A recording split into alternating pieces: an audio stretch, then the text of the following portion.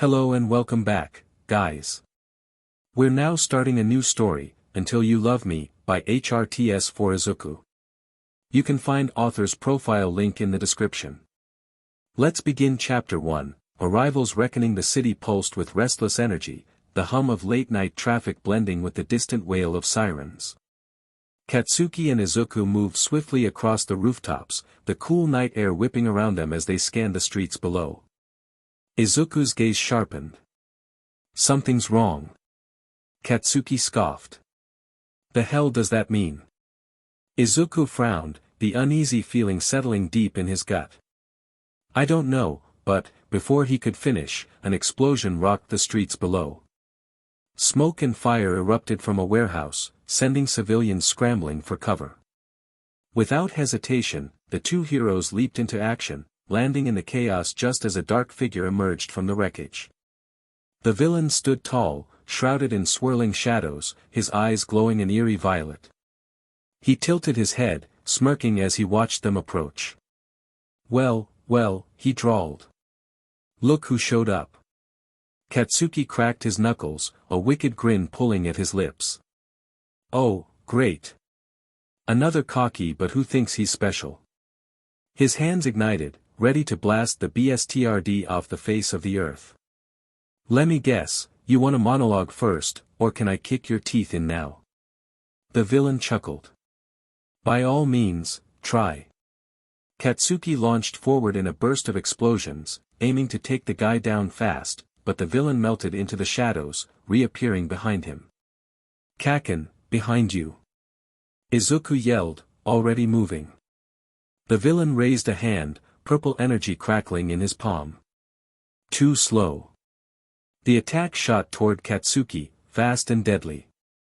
But Izuku was faster. He shoved Katsuki out of the way just as the energy struck him square in the chest. Katsuki barely stumbled before whirling around. Deku, what the F? Izuku's breath hitched. His body seized up, his pupils blown wide with shock. And then, he collapsed.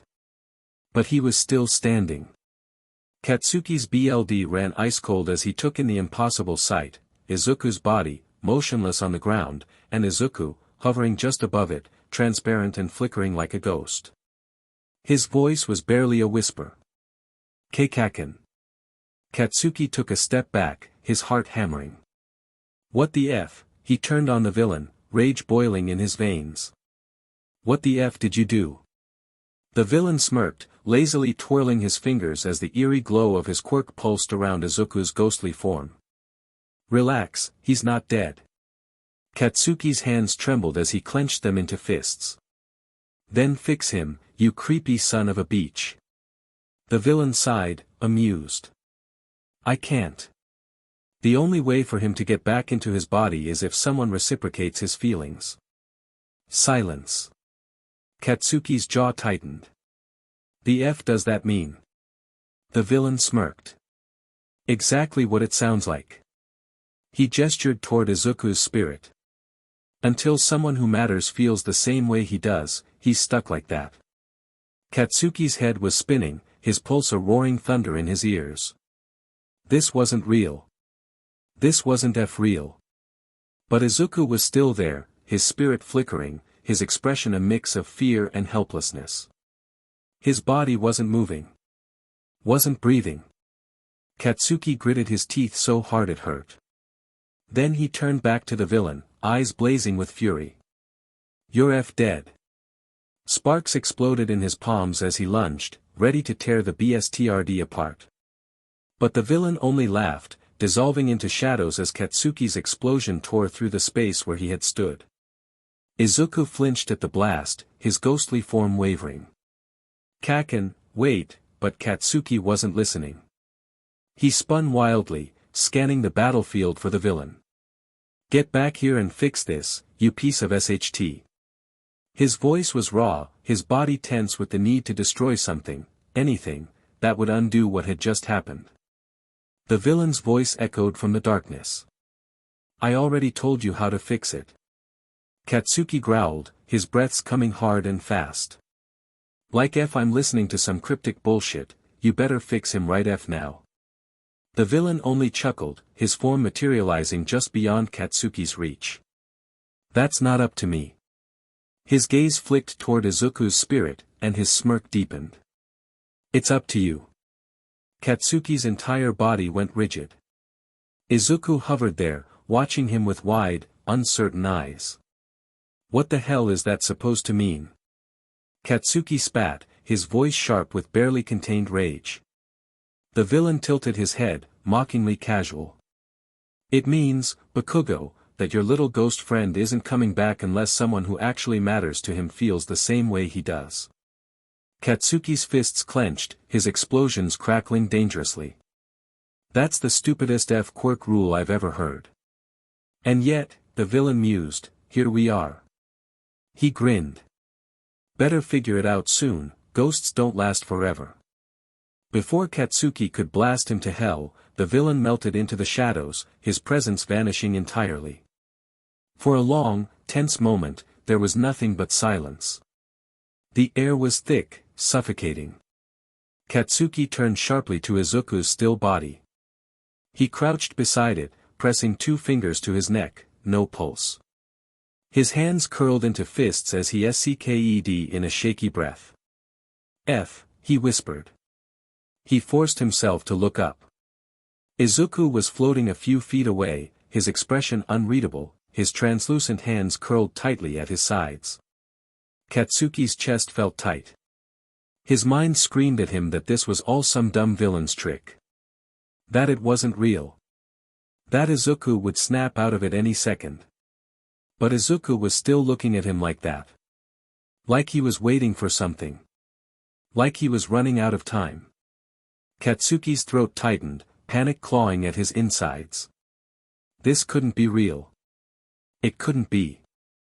Because if it was, then Katsuki had just lost the one person he couldn't afford to lose.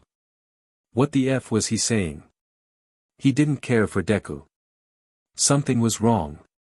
Izuku didn't know how he knew, but he felt it, the prickling unease in his chest, the way the air seemed heavier, like the city itself was holding its breath. He scanned the streets below as he and Katsuki patrolled the rooftops, searching for anything out of place. Kacchan, he murmured, his voice barely above the wind. Something's wrong. Katsuki scoffed. The hell does that mean? Izuku frowned, uneasy. I don't know, but, the explosion cut him off. A warehouse a few blocks away erupted in flames, smoke curling into the sky as civilians screamed and scattered. No hesitation. They moved. Izuku hit the ground running, barely a step. Behind Katsuki as they tore through the wreckage. At the center of it all stood a villain, his body flickering like static, his eyes glowing an eerie violet. Well, the villain drawled, smirking. Look who showed up. Izuku felt Katsuki tense beside him. Oh, great. Another cocky but who thinks he's special. Sparks crackled at his fingertips, his entire stance radiating lethal intent. Lemme guess, you want a monologue first, or can I kick your teeth in now? The villain chuckled. By all means, try. Katsuki didn't need a second invitation. Explosions propelled him forward, fast and vicious. Izuku saw the villain move at the last second, melting into shadows, and reappearing right behind Katsuki. Izuku's stomach dropped. Kacchan, behind you, he yelled, already lunging. The villain raised a hand, purple energy crackling in his palm. Too slow. Izuku didn't think. He moved. Shoving Katsuki out of the way, he felt the pulse of energy hit him instead. Cold. Like ice water flooding his veins, sinking into his skin, dragging him down. Then nothing. Silence. A strange, weightless sensation overtook him. His limbs felt disconnected, the world distant and muffled, like he was hearing everything through thick glass. He blinked. And saw himself. Lying on the ground. Not moving. Not breathing. Izuku's stomach twisted. His hands reached instinctively, but, his hands weren't solid. They passed through his body like mist. No. No, no, no, K-Kacchan. His voice wavered. Katsuki turned, and for the first time in years, Izuku saw real fear on his face. What the F? Katsuki stumbled back, his red eyes wide in disbelief before snapping toward the villain, his entire body coiled with rage. What the F did you do? The villain smirked. Relax, he's not dead. Izuku barely registered the words, his mind was still spinning, panic tightening his chest. I can't fix it, the villain continued, almost bored. The only way he gets back in his body is if someone reciprocates his feelings. Izuku froze. His breath, if he could even breathe, hitched. The F does that mean? Katsuki snapped, voice sharp with barely contained fury. The villain's smirk deepened. Exactly what it sounds like. Until someone who matters to him feels the same way, he's stuck like that. Izuku's thoughts spiraled. This isn't real. This isn't happening. This is, but it was. Because he could see his body, motionless on the ground. Because he could see Katsuki's hands clenched into trembling fists, his explosions crackling weak and unstable. Because he could feel himself fading. Ghosts don't last forever. The villain's words echoed in his head. Izuku turned to Katsuki. And, Katsuki wasn't looking at him. He was crouched beside his body, pressing 2 fingers to his neck. His jaw clenched, his breathing uneven. F, he whispered. Izuku wanted to reach for him, to tell him they'd figure this out, that he wasn't leaving him. But, Katsuki still wasn't looking at him. Because Katsuki couldn't see him. No, he could. Katsuki was the only one who could see him. Izuku's stomach dropped. Katsuki was the only one reacting to him. No one else, not the scattered civilians, not the incoming backup, not the villain watching with an infuriating smirk. No one saw him. No one heard him. Except for Kacchan. Izuku's chest tightened, an unfamiliar, gnawing panic creeping into his bones. Kacchan, he tried again, stepping closer. Please, I'm right here. Katsuki flinched. His shoulders tensed like he felt something, but he still didn't look up. Izuku reached out, desperately trying to grasp his shoulder, his hand passed through him. A sharp, strangled breath left his lips. He was really fading. And Katsuki, he wasn't looking at him. Izuku felt it then, an invisible force pulling him away, unraveling his form like smoke caught in the wind. No. No, no, no, not yet, he didn't want to go. Not like this. Not without, Kacchan. His voice broke. And for the first time, Katsuki finally looked right at him. And Izuku, he wasn't sure what scared him more. The fact that he was disappearing. Or the fact that Katsuki looked terrified to lose him. But he felt stupid to even think that Katsuki was afraid of losing him. F. Katsuki crouched beside Izuku's body, pressing 2 fingers against his throat, willing himself to feel something, anything. Nothing. No pulse. His hands curled into fists against his knees, his breath coming in short, sharp bursts. This wasn't happening. This couldn't be happening. He looked up, and Izuku was still there. Floating. Flickering. His expression was desperate, his translucent hands curled at his sides. His mouth was moving, saying something Katsuki couldn't hear through the ringing in his ears. No one else was reacting to him. No one else could see him. Just him. Kacchan, please, Katsuki's breath hitched. He didn't hear it, not really, but he felt it, like a whisper curling around his ribs, pressing into his chest. And then Izuku, he started fading. Right in front of him. Katsuki's stomach twisted, his hands shaking before he slammed his palm onto his comms. This is dynamite, I need a medic at my location now. His voice came out raw, strained, like someone had taken a blade to his throat. Target hit Deku with some ghost quirk. He's not. He cut himself off, grinding his teeth so hard his jaw ached.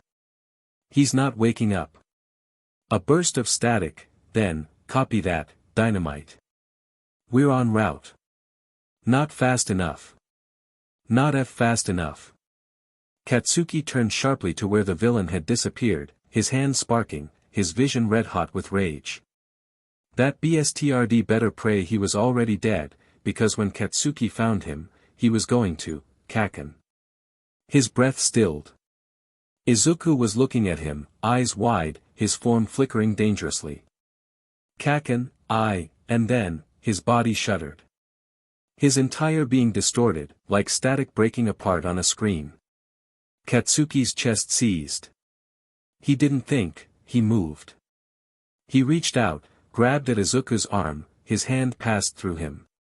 Panic slammed into him. No, no, no, no, don't you do this. His own voice barely sounded like his own, rough and desperate and scared. You don't get to disappear on me, you hear me? Izuku's face twisted, not in fear, not in pain, but in something worse. Something resigned. Like he knew he was running out of time. Katsuki's entire body trembled, his palms burning with useless explosions. Deku, stay the here.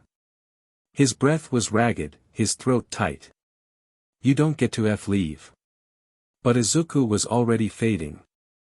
The pull was getting stronger, dragging him away, unraveling his edges.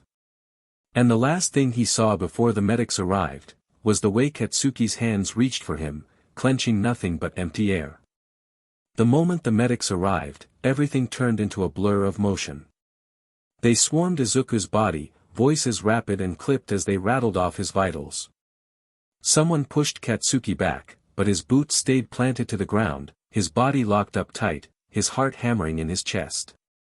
Izuku, his body, was limp, still, and cold. Katsuki clenched his fists so hard his nails bit into his palms. He barely noticed the rest of the heroes arriving, barely registered shitty hair grabbing his shoulder, saying something to him, because Izuku was still right there. Floating, flickering, his mouth moving, but no one else saw him. No one else heard him. Just him. K-Kacchan. Katsuki's breath hitched. The medics lifted Izuku's body onto a stretcher, and his ghost, his ghost, watched in silent horror, his hands twitching like he wanted to reach for them but couldn't. Katsuki turned sharply to the nearest medic.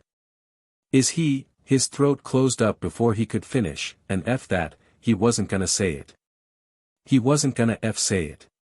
He's alive, the medic confirmed quickly. But his vitals are weak. We need to get him back to Central now. Alive. That should have been a relief. So why the was Deku still standing right there, looking at him like he was being left behind? Katsuki's breath came out sharp, ragged. His hands burned with the effort of keeping them steady. Aizawa was there before he could spiral further, his tired eyes sharp, scanning Katsuki's face like he already knew something was wrong. Bakugo, he said, firm and steady. What happened? Katsuki opened his mouth, then closed it. He couldn't say it. Not without sounding insane. But Izuku was standing right behind Aizawa, eyes desperate, mouthing something Katsuki couldn't hear. Katsuki squeezed his eyes shut and sked in a sharp breath. Some bstrd with a quirk hit him, he ground out, voice rough. I don't know what the hell it did, but now he hesitated, his hands twitching at his sides. He's not waking up. Aizawa frowned, studying him too closely. Bakugo. His voice dipped, quiet and knowing. What aren't you saying? Katsuki's jaw clenched. His throat felt tight, words getting stuck somewhere between rage and something worse. He could hear the rest of his classmates now. The moment they saw Izuku's body being wheeled away, chaos erupted. Deku. What happened? Why isn't he moving? Dynamite, what the hell happened out there? Someone call recovery girl, now. Why isn't he waking up? Too loud. Too loud. Katsuki's skin felt too tight, his heart pounding against his ribs. He turned to them, to their wide, frantic eyes, their voices overlapping in a mess of panic, and Izuku, goddamn Izuku, stood right in front of them, waving his arms, shouting, trying to get their attention. And none of them saw him. Only him. Katsuki swallowed, something sharp lodging itself in his chest. His entire body was wound up, fraying at the edges, his breathing shallow. He turned back to Aizawa, his hands still shaking. They said, his voice cracked before he forced it back under control. They said the only way to fix it is if someone, he hesitated, gritting his teeth before forcing the words out like they physically hurt. Someone who matters to him reciprocates his feelings. Aizawa's eyes narrowed slightly. Reciprocates. Katsuki scowled, looking away. Yeah. A beat of silence. Aizawa exhaled through his nose. You saw the villain. Yeah. Katsuki's hands clenched. And when I find him, we'll handle it, Aizawa cut in, voice sharp.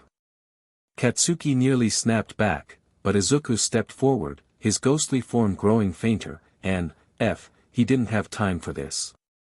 He turned back to Aizawa, fists still clenched. What the do we do? Aizawa studied him for a long moment before exhaling slowly. Right now, we get Midoriya to Recovery Girl. And you, his gaze sharpened, are coming with me. Katsuki stiffened, but before he could argue, Aizawa grabbed him by the arm, pulling him toward the transport. And Katsuki, he didn't fight it. Because Izuku was disappearing right in front of him, and if he let himself stop, if he let himself think, he might not be able to hold himself together. Katsuki sat stiffly in the transport as the sirens wailed, his knee bouncing, his hands clenched so tight his gloves creaked. Izuku's body was strapped to the stretcher in front of him, too still, too lifeless for someone who was supposedly alive. The medics worked around him, checking his vitals, talking in clipped, efficient tones. Katsuki barely heard them. Because Izuku was still there. Standing in the corner, arms crossed, shifting anxiously from foot to foot. His face was tight, full of things he wasn't saying, his translucent form flickering in and out, like a bad signal. Katsuki tried not to look at him. Tried to pretend he wasn't watching his own goddamn rival turn into mist in front of him. Tried to pretend that his chest wasn't twisting in a way that made it hard to breathe. Izuku suddenly moved forward, stopping just in front of him. Kacchan, he said, voice strained. Please. You have to do something. Katsuki exhaled sharply through his nose. What the do you want me to do? He muttered under his breath. A medic glanced at him, brows furrowed. Dynamite. Katsuki gritted his teeth, shaking his head. Nothing. Izuku swallowed, his form flickering again. You can't just sit there, the else am I supposed to do, Deku? Katsuki snapped, glaring at him. In case you forgot, I'm the only one who can see you. Silence. The medic gave him another sharp look. Who are you talking to? Katsuki's fists clenched. He was losing his mind. He ignored the medic and turned back to Izuku, his chest tightening at how faint he looked now. Just, stay put, all right. His voice came out rough, shaky. Don't go disappearing on me. Izuku's face softened, his mouth opening slightly like he wanted to say something, and then he flickered. Flickered so hard he was gone for a second. Katsuki's breath caught in his throat, his stomach plummeting. Then, Izuku snapped back, gasping, clutching his chest. He looked up at Katsuki, eyes wide and scared. Kacchan, he choked. I don't think I have much time. Katsuki's lungs locked up. Shut up, he snapped, but his voice was hoarse, strained, barely above a whisper. You're gonna be fine, all right. Izuku shook. His head, his form flickering again. The transport slammed to a stop, nearly sending Katsuki flying forward. The medics moved fast, shoving the doors open, rolling Izuku's body onto a stretcher as the hospital staff swarmed in. Katsuki shoved himself up and followed, his head spinning, his body moving on autopilot. The second they pushed through the emergency doors, the sound hit him, the voices. His classmates. Bakugo. Bakubro. What happened? Why isn't Deku waking up? The second they saw him, they swarmed. Uraraka, Ida, Todoroki, the entire DMN class, their faces tight with panic. And Katsuki, he couldn't deal with this right now. He shoved past them, his only focus on keeping Izuku's flickering ghost in his sights. Aizawa was suddenly at his side, moving with him. Bakugo, he said, voice firm. I need you to focus. You're the only one who saw what happened, I know that, Katsuki snapped. Aizawa's eyes narrowed. Then talk. Katsuki let out a slow, sharp breath, his heart hammering. He could still feel the way his hands had passed through Izuku. Still hear the villain's words ringing in his head. The only way he gets back in his body is if someone reciprocates his feelings. His chest tightened. He didn't even know what that meant. And the worst part. Izuku probably did. He turned to him now, saw the way he shifted on his feet, saw the way his expression twisted like he wanted to say something but couldn't. Like he knew something. And that terrified Katsuki more than anything. Because if Izuku didn't think he was coming back, then maybe. Maybe he wasn't. Katsuki's hands shook. His classmates were still yelling behind him, frantic and scared, but Katsuki's head was pounding. Izuku flickered again. He looked at Katsuki. And suddenly, Katsuki couldn't breathe. The room was filled with noise, shouting, commotion, the sound of medics scrambling, voices overlapping in panic. But none of it mattered to Katsuki. None of it could drown out the fact that Izuku, the F-ghost, was standing right in front of him, looking like he was about to disappear again. He didn't even know what he was supposed to feel. Part of him wanted to scream, wanted to hit something, to destroy whatever had taken Izuku from him, but this wasn't how it was supposed to go. Izuku was supposed to be annoying. He was supposed to be the F-nerd he couldn't stand, the one he had to compete with every DMN step of the way.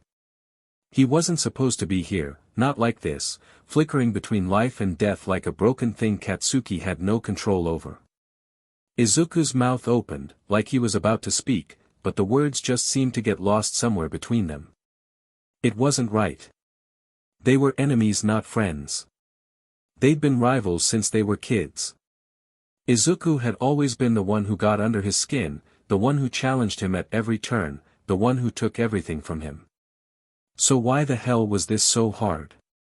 Katsuki's fists clenched, his nails biting into his palms. You're not dying, Deku, he growled. Not like this. Izuku winced, his translucent form flickering again.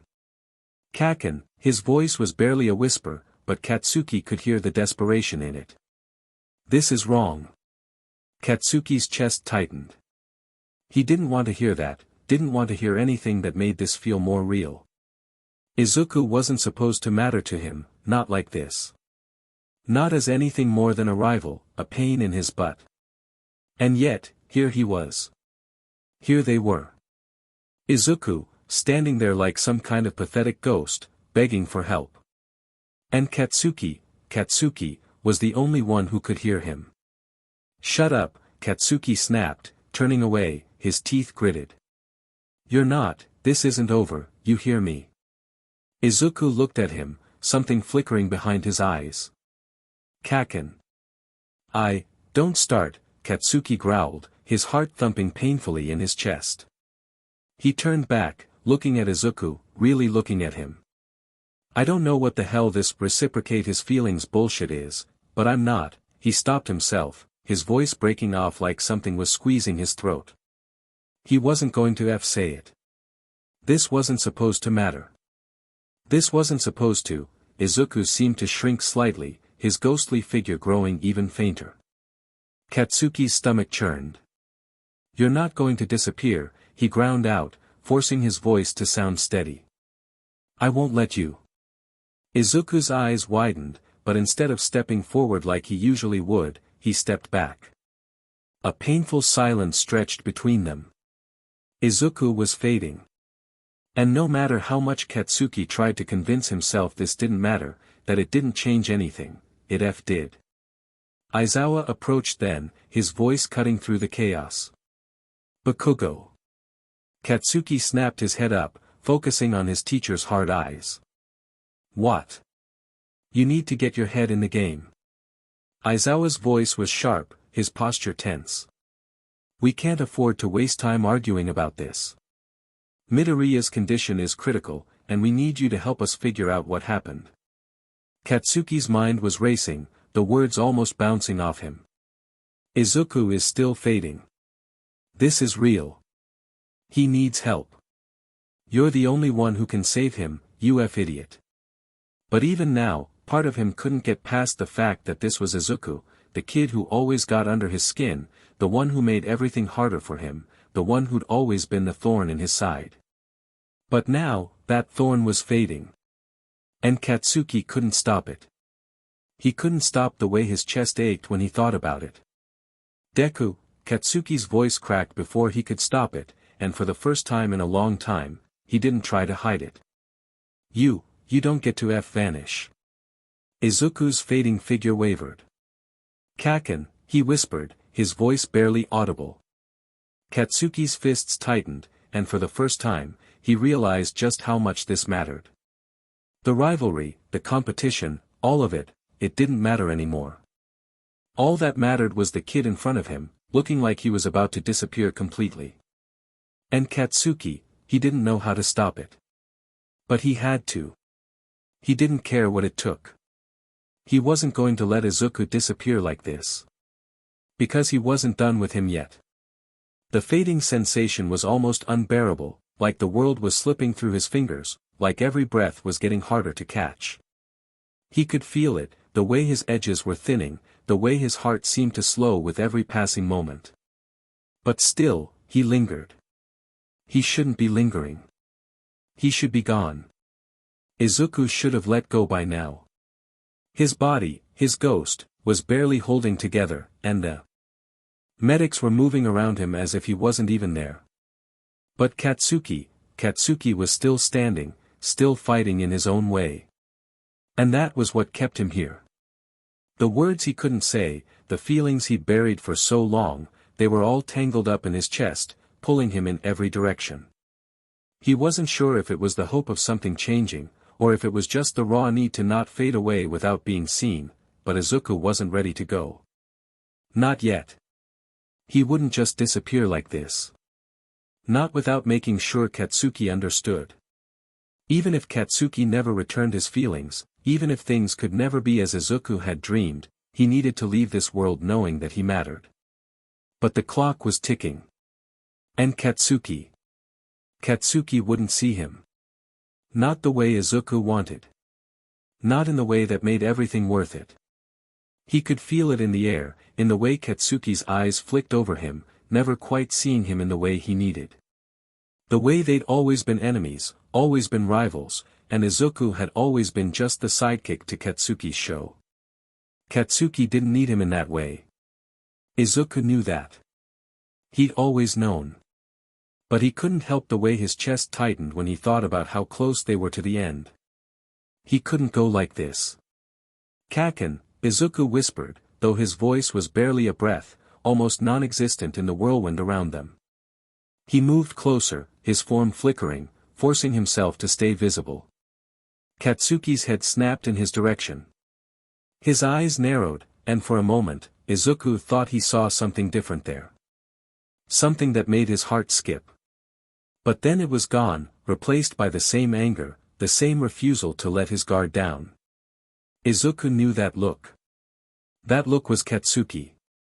"Why the hell are you still here?" Katsuki spat, his voice strained with frustration, but Izuku could feel the tension in him. The pain. "Because I can't leave." Izuku opened his mouth to speak, but the words stuck in his throat. He couldn't explain it, couldn't make sense of it. How could he? How could he tell Katsuki everything in the little time he had left? I don't have time for your stupid SHT, Deku. Katsuki's words were harsh, but his tone cracked at the edges. It was raw. Vulnerable in ways that Izuku knew Katsuki didn't want anyone to see. So quit standing around looking all sad and disappear already. But the words only made Izuku's chest ache more. Katsuki didn't understand. He was never going to understand. But Izuku was still here, fighting to hold on to something, anything, before he faded completely. You're not getting rid of me that easily, Izuku said, his voice barely a whisper, but there was something in it, something that rang true. It wasn't an answer Katsuki could argue with, and it made Katsuki's face freeze for just a moment. He didn't know what was happening, didn't know why Izuku hadn't disappeared yet. The quirk hadn't gone away, he hadn't faded like he was supposed to. And Izuku, he wasn't sure what he was waiting for anymore. He wasn't sure if it was the hope that Katsuki might, just might, reach out to him in the way he needed, or if it was just because he couldn't let go. He couldn't let himself disappear, not while Katsuki was still there. Even if Katsuki couldn't see him in the way Izuku wanted, Izuku wouldn't vanish without being seen just one more time. Not without leaving some part of himself behind. Katsuki glared at him, his expression as sharp as ever, but there was a hesitation there. A shift, just a slight one, that Izuku caught before it disappeared. Izuku reached out, slowly, carefully. Kacchan, he said again, his voice a little louder this time, despite the tightness in his chest. I'm not gone yet. Katsuki's breath hitched, and for a brief moment, it almost looked like he was going to respond. Like something was breaking through. But then, the door slammed open. Aizawa's voice cut through the air, pulling Katsuki's attention away. Bakugo. Izuku's form flickered, weakened by the strain of staying visible. He knew he didn't have much longer. His time was running out. He could feel it. But before he vanished completely, he looked at Katsuki, really looked at him, and said the one thing he needed to say, the one thing he had never been able to voice before. I'll always be here. And just like that, with those words hanging in the air between them, Izuku faded. Katsuki's chest tightened. His hands were shaking, just slightly, but he didn't let anyone see. He couldn't. He wouldn't. His eyes were fixed on the place where Izuku had been standing, his form already growing fainter, the outlines of his body blurring like a fog in the rain. The words Izuku had spoken, soft, but full of something real, echoed in his head, refusing to leave. I'll always be here. Katsuki's heart skipped a beat. He wanted to scream. He wanted to punch something. He wanted to shout at Izuku to stay, to not vanish like this, but he couldn't. He wasn't supposed to care. He wasn't supposed to feel anything, especially not for the nerd who had been his rival for as long as he could remember. But Deku was fading. And Katsuki could feel it. He could feel the distance between them grow, and no matter how hard he tried to grasp onto something, anything, he was losing him. He hadn't even had the chance to say anything. He hadn't even known what to say. How could he? What the hell was he supposed to do with all these feelings? The anger, the frustration, the need to tear everything apart just to get a glimpse of something more, something that wasn't just this constant rivalry, this war between them. How could he admit, even to himself, that maybe, just maybe, Izuku meant something more to him than just the annoying little ghost who always got in his way? But now, he was gone. And Katsuki was left standing there, staring at the spot where Izuku had been, his fists clenched so tight his nails were digging into his palms. He could feel the weight of the silence around him, the absence of Izuku's voice, the one that had always been there, even when he hated it, even when he wished it would just shut up. But now it was gone. And for the first time, Katsuki realized just how much he needed it. He thought, gritting his teeth, the ache in his chest intensifying. What the hell am I doing? Aizawa's voice cut through his spiraling thoughts. Bakugo, what the hell happened? Katsuki barely registered the question, his eyes still trained on the spot where Izuku had been standing. He didn't know what to say.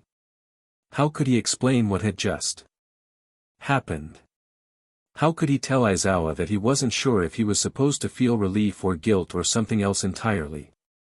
That, in that moment, Izuku had said something to him, something that felt too real, too vulnerable, and Katsuki hadn't known how to handle it. Izuku hadn't even waited. And now Katsuki was left with the crushing weight of regret. What the hell had he been thinking? The sound of the medics rushing around, the frantic voices of his classmates, it all felt so far away. He couldn't focus on any of it. He wanted to run after him. He wanted to shake Izuku awake, to scream at him to stop fading, to tell him that he didn't understand. That he was not going to lose him like this. But even as the thoughts raced through his head, the truth settled heavily on his chest. Izuku was gone. And Katsuki wasn't sure if there was anything he could do to bring him back. He clenched his fists tighter. His voice cracked, and for the first time in a long time, he didn't know what to say. He didn't know what to do. Katsuki hated this. He hated not knowing. He hated that Izuku, no, that Deku, the pain in his butt, the ghost who always taunted him with his stupid ideals, had somehow made him feel something he wasn't ready for. But the truth was inescapable. Katsuki couldn't stop it. He couldn't stop feeling what he felt. And in that moment, he realized, maybe for the first time, that he was never going to be the same. He could hear Izuku's voice in his head, as if it was still lingering somewhere just beyond reach. I'll always be here. And for the first time, Katsuki wasn't sure if he wanted to be angry at that, or if he wanted to hold on. But Izuku was fading, and the one thing he knew for sure was that he couldn't let him disappear without at least trying to make things right. Whatever that meant. Bakugo. The shout broke through his thoughts, and he looked up to see his classmates gathering around, concern in their eyes. But all he could focus on was the hollow feeling in his chest, the way the world seemed just a little bit darker now. I'm fine, he snapped, though the words didn't feel like his own. He turned away from them, from the medics, from the chaos of the scene, and he started walking. He wasn't sure where he was going. He wasn't sure what he was supposed to do. But he couldn't stay here. Not like this. Because deep down, no matter how much he tried to deny it, he wasn't done with Izuku. He wasn't done with him yet. And he wasn't going to let him fade away without a fight. Katsuki stormed away from the medics and his classmates, his feet slamming against the pavement with each step, as if trying to outrun the whirlwind of emotions tearing him apart. His mind was a mess, rage, confusion, guilt, and something else, something he couldn't quite name, all swirling together in a storm that he was struggling to control. He kept his head down, hands balled into fists, but the weight on his chest kept growing, heavier and heavier. His breath hitched as he tried to push away the thoughts that kept trying to claw their way into his mind. Izuku, Deku, was gone. But he couldn't forget the look in Izuku's eyes. The way he had said those words, I'll always be here. As if the DMN ghost of all people was the one who mattered the most to him. Katsuki muttered to himself, shaking his head. He hated this feeling. Hated that Izuku had gotten under his skin, and even worse, that he cared. But before he could spiral any further into his own mind, he heard a voice behind him. Bakugo. It was Aizawa this time. Katsuki ground to a halt and turned around, meeting his teacher's sharp gaze.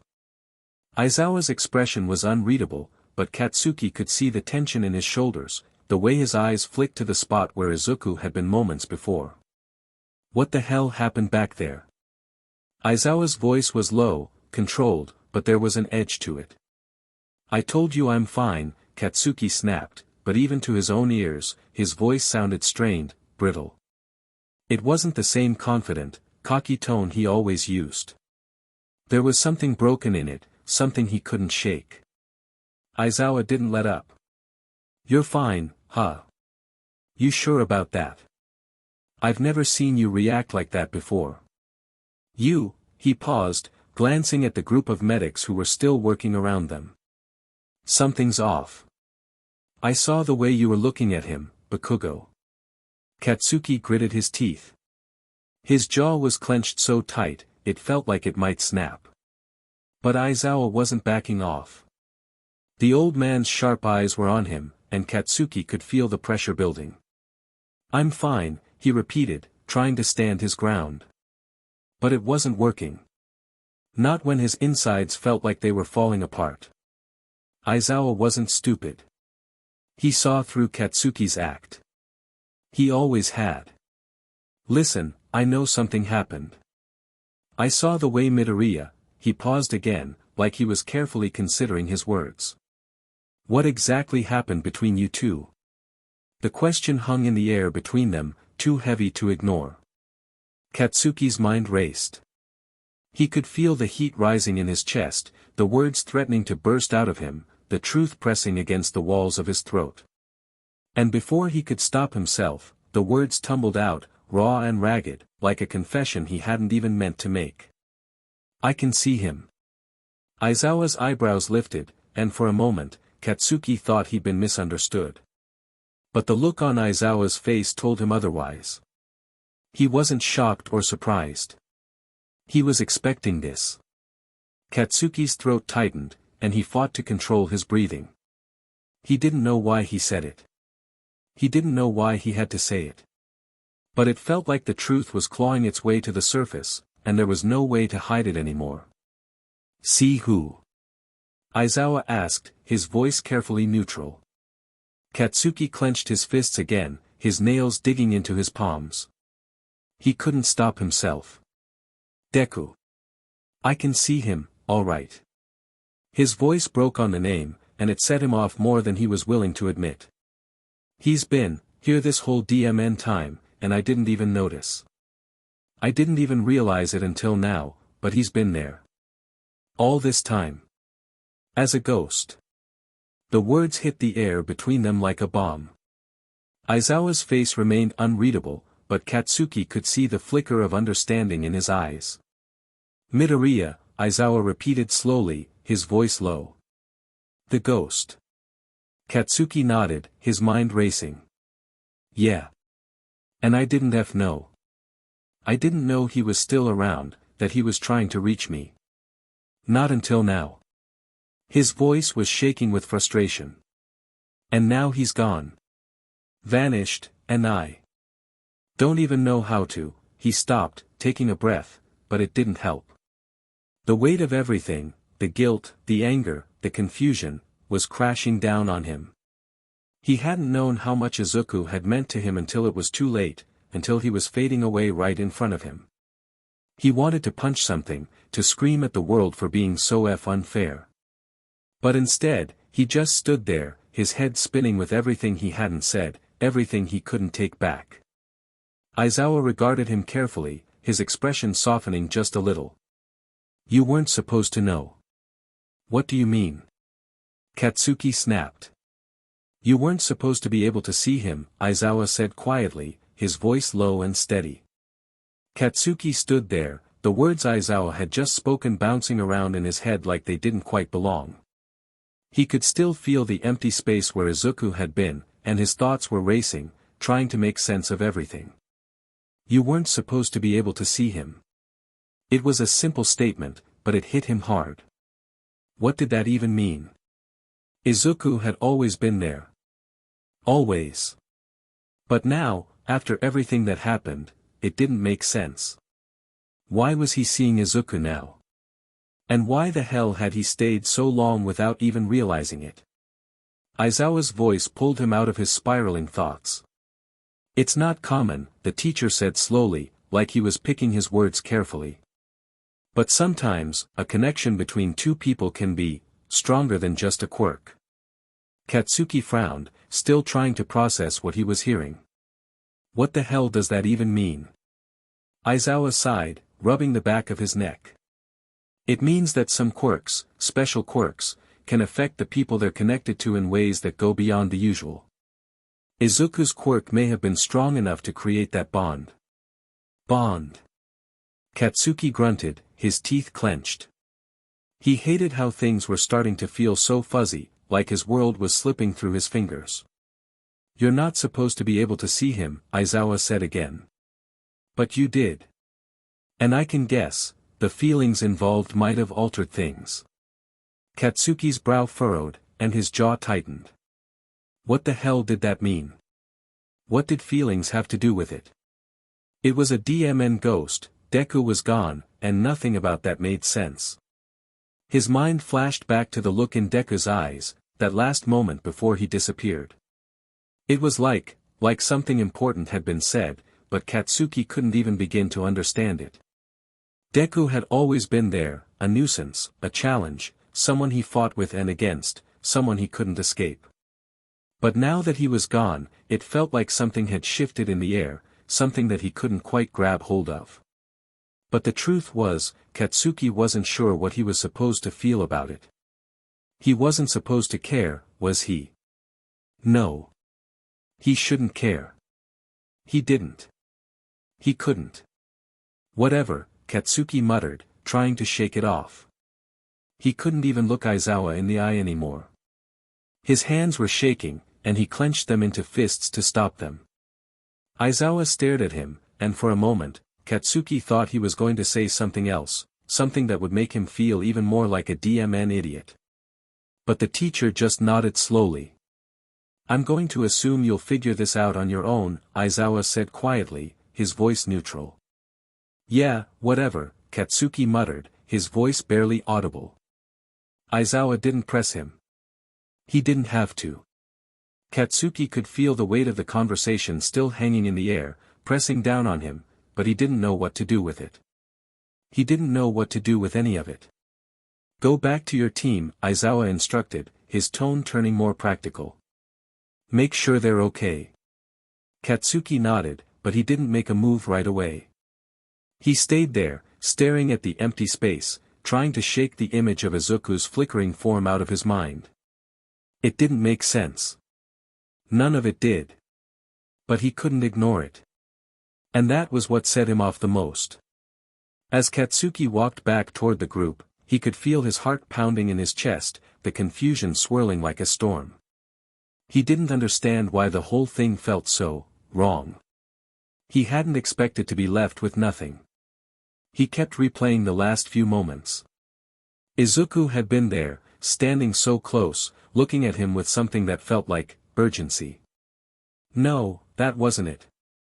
But there was something in those last words that still lingered in the air. I'll always be here. Katsuki's throat tightened again, but he shook it off. It didn't mean anything. Izuku was gone.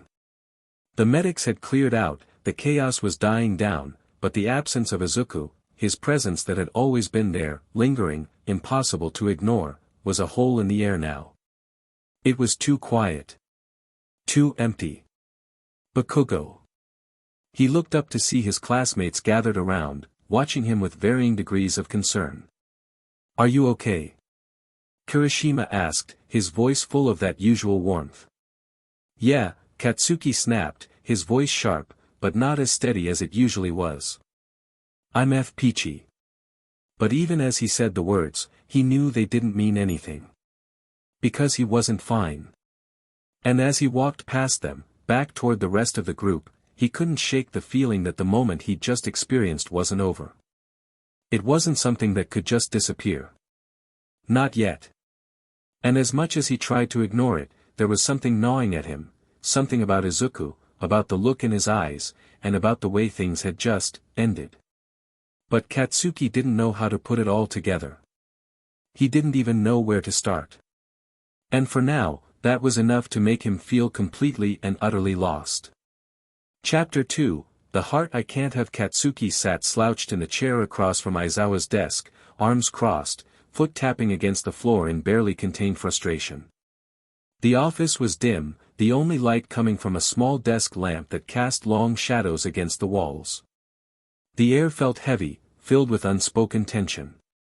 Aizawa was leaning back in his chair, eyes half-lidded but sharp as ever, watching Katsuki like he was waiting for something. Katsuki had enough waiting. Did you find the BSTRD yet? He snapped, breaking the silence. Aizawa didn't react to his tone. We have a lead, he said, voice calm and even, like they weren't talking about the but who had just ripped Deku out of existence. He pulled a file from his desk and slid it across to Katsuki. Villain's name is Requiem. Real name, Sakamoto Ryoji. Quirk, Phantom's Grasp. Katsuki's eyes flicked to the file, scanning it. Quickly. A grainy surveillance photo showed a man in a hood, his face partially obscured. What the hell kinda name is Requiem? Katsuki muttered, more to himself than anything. Aizawa ignored the comment. His quirk forces a person's soul out of their body, turning them into a ghost-like state. Normally, the effect is temporary, most victims return to their bodies after a few hours. Katsuki's grip on the file tightened. Then why didn't Deku come back? Aizawa sighed, rubbing the bridge of his nose. That's what we're trying to figure out. From what we know, this quirk shouldn't last more than a day at most. But with Izuku, something's different. There's likely a condition keeping him from returning. Katsuki's jaw clenched. And no one told me this sooner. Aizawa gave him a level look. We needed to confirm it first. Katsuki pushed the file aside, his teeth grinding together. Where's this but now? We're tracking him. He was last spotted near the industrial district, but he moves frequently. The pros are handling it for now. Katsuki's foot stopped tapping. His entire body tensed. I'm going after him. No, you're not. Aizawa's voice was firm, unwavering. Katsuki shot him a glare. Like hell I'm just sitting around while that BSTRD is still out there. Aizawa held his gaze, unfazed. You're still a student, Bakugo. You don't have clearance for an active villain pursuit. Katsuki's hands curled into fists. So what the F am I supposed to do then? Aizawa leaned forward, resting his elbows on the desk. You need to focus on what's in front of you. Right now, we need to figure out why you are the only one who can see Midoriya. Katsuki stiffened. He knew Aizawa was right. He hated it, but he knew. Because Deku was gone. No one else could see him. No one else even knew he was still here. Except for him. And Katsuki had no idea why.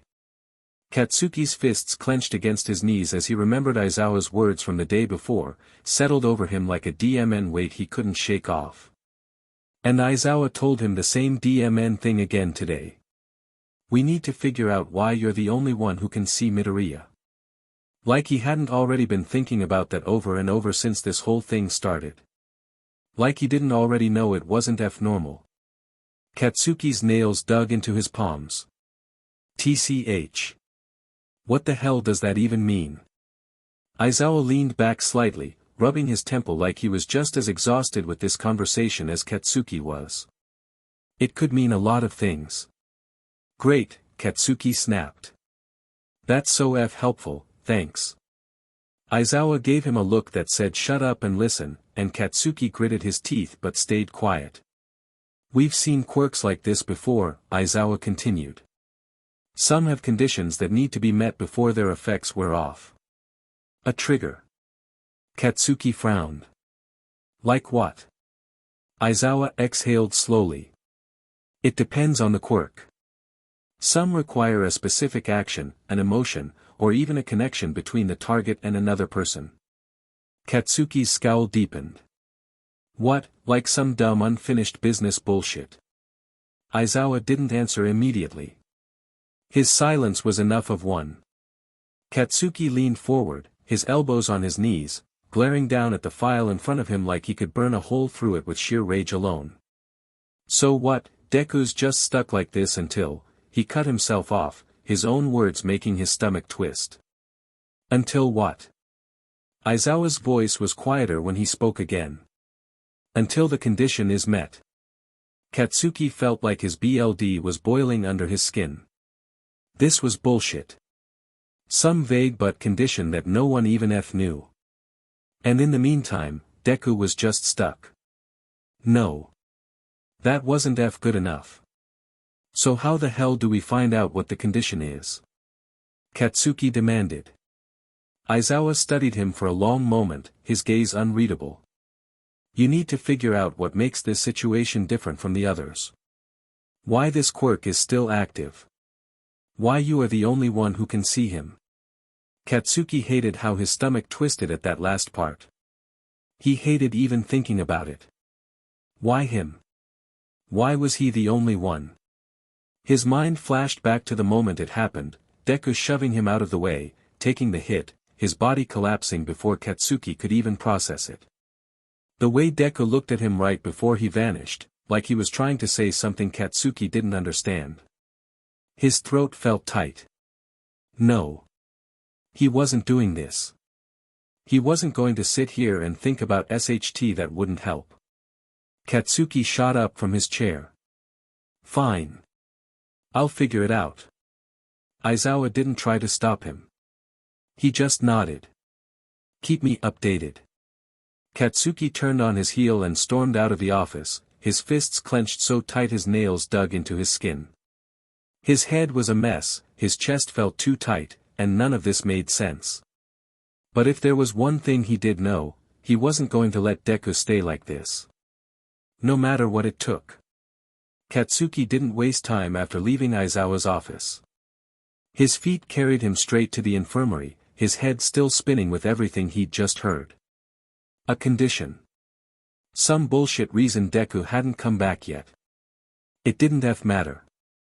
Whatever it was, Katsuki was going to figure it out. But first, he needed to see what was left of him. When he reached the infirmary, Recovery Girl was sitting at her desk, flipping through some paperwork. She barely glanced up when he barged in.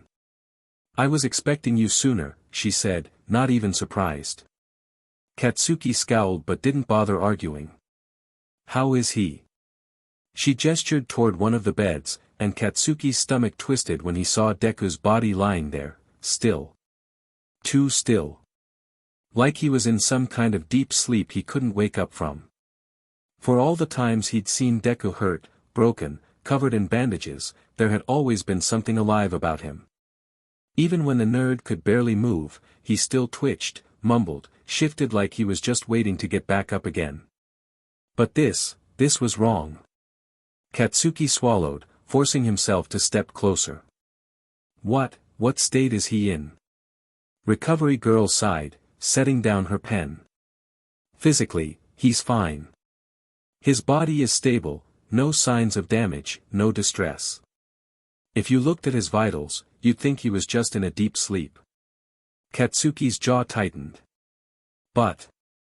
She met his gaze, her expression unreadable. But he's not waking up. His consciousness, his soul, is separated from his body. And until we figure out how to bring it back, there's nothing I can do. Katsuki's fists clenched. So what, you're saying he could just stay like this? Forever. We don't know that yet. That's not answer. She sighed again. Bakugo, I know this is frustrating, but there are some things even my quirk can't fix. If his body is stable, that means the problem isn't physical. It's whatever is keeping him from coming back. Katsuki forced himself to breathe through the frustration burning under his skin. He didn't do helpless. He didn't do waiting. He needed to do something. His gaze fell back on Deku's body. His face was relaxed, almost peaceful, but Katsuki knew better. Deku didn't just lie down and accept things. He fought. So why the hell hadn't he come back yet? What the hell was he waiting for? His hands curled into fists at his sides. I'm gonna fix this, he muttered, more to himself than to her. Recovery Girl didn't argue. She just gave a small nod. I figured you'd say that. Katsuki didn't respond. He just sat down in the chair next to Deku's bed, arms crossed, foot tapping impatiently against the floor. He didn't know how long he sat there, scowling at the still form of his childhood rival, waiting for something, anything, to happen. And then, I thought I'd find you here. Katsuki froze. That voice. His head snapped up, and sure enough, standing at the foot of the bed, looking like he hadn't just vanished into nothing, was Deku. His form flickered slightly, like a bad signal, but he was there.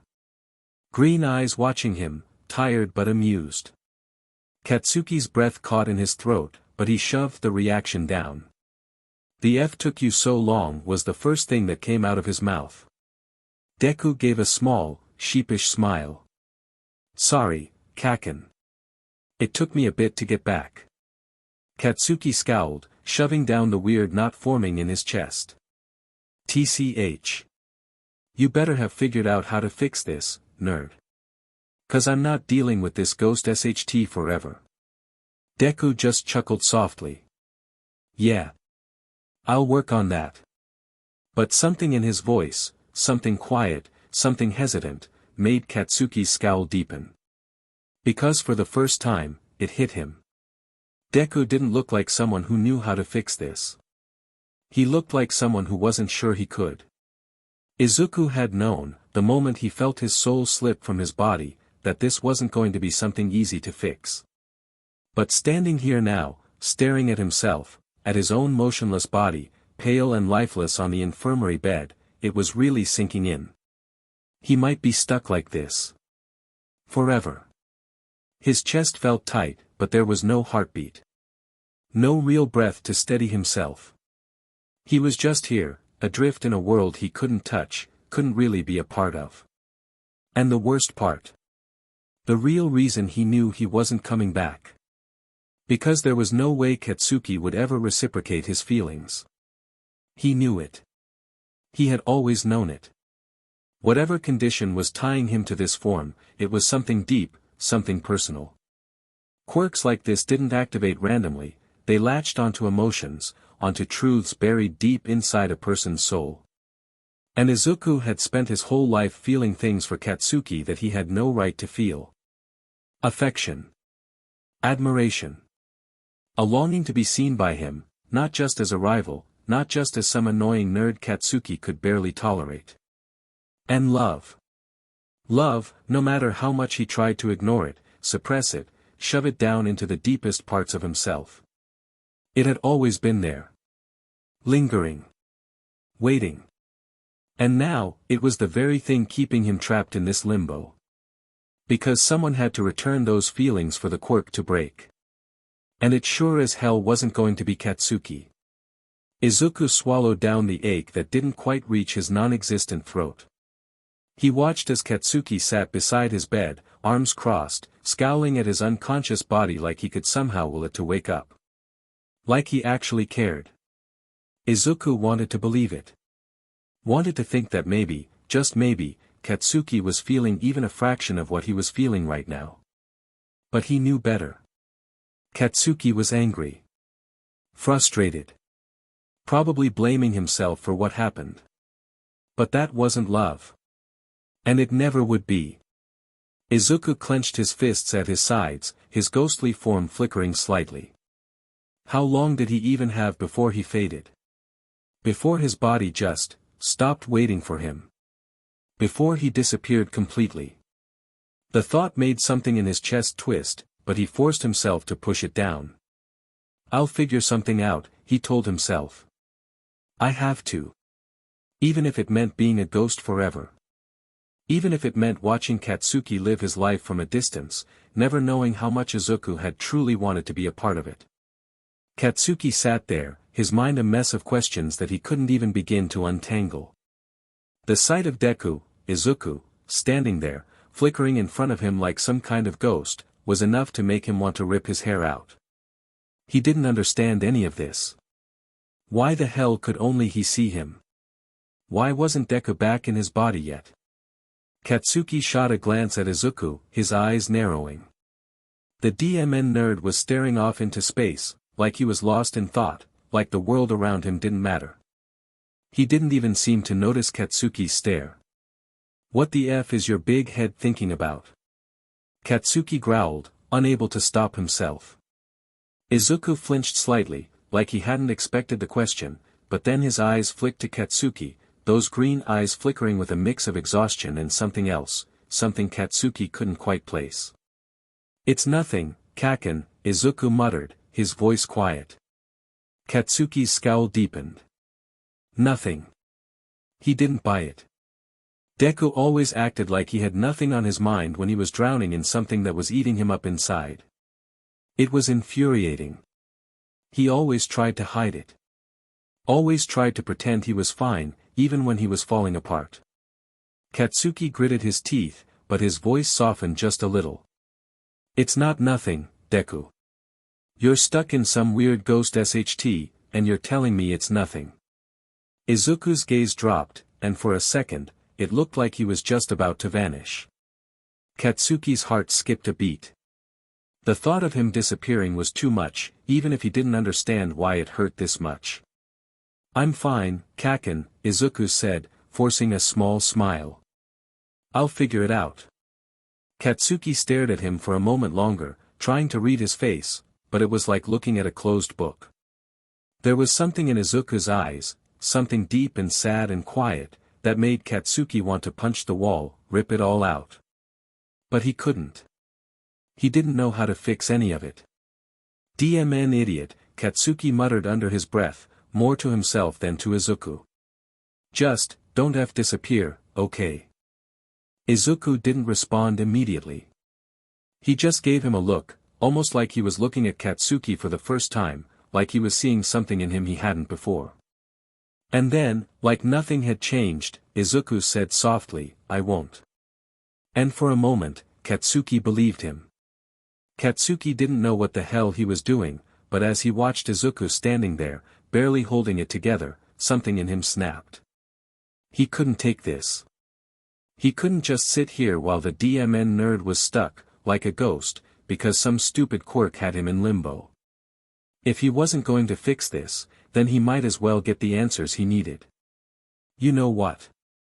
Katsuki suddenly shot to his feet, his eyes narrowing. "If this quirk thing's got a condition, then tell me, who the hell is the person you loved? That's gotta be the key to making you stop flickering like a DMN light bulb." Izuku froze, eyes wide for a second before dropping his gaze to the floor. He didn't say anything at first, and the silence gnawed at Katsuki. "Come on, you dumbass, you can't just leave me hanging." Katsuki gritted his teeth, his voice sharp with frustration. "Who the hell was it?" Izuku's shoulders slumped as he exhaled slowly, like the weight of the question was dragging him down. Katsuki could see it, see how his chest tightened, how he was struggling to keep himself together. Finally, Izuku spoke, his voice barely above a whisper. "It doesn't matter, Kacchan." "What?" Katsuki shot him a glare, pushing. "What do you mean it doesn't matter?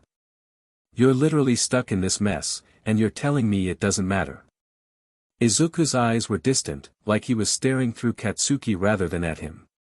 "They'll never love me back. I know that. I've known it for a long time." Katsuki felt a strange weight settle in his chest, like something heavy had just landed in the pit of his stomach. What the hell was Izuku talking about? How the F would you know that? Katsuki demanded, his tone harsher than he meant. "How the hell can you be so sure?"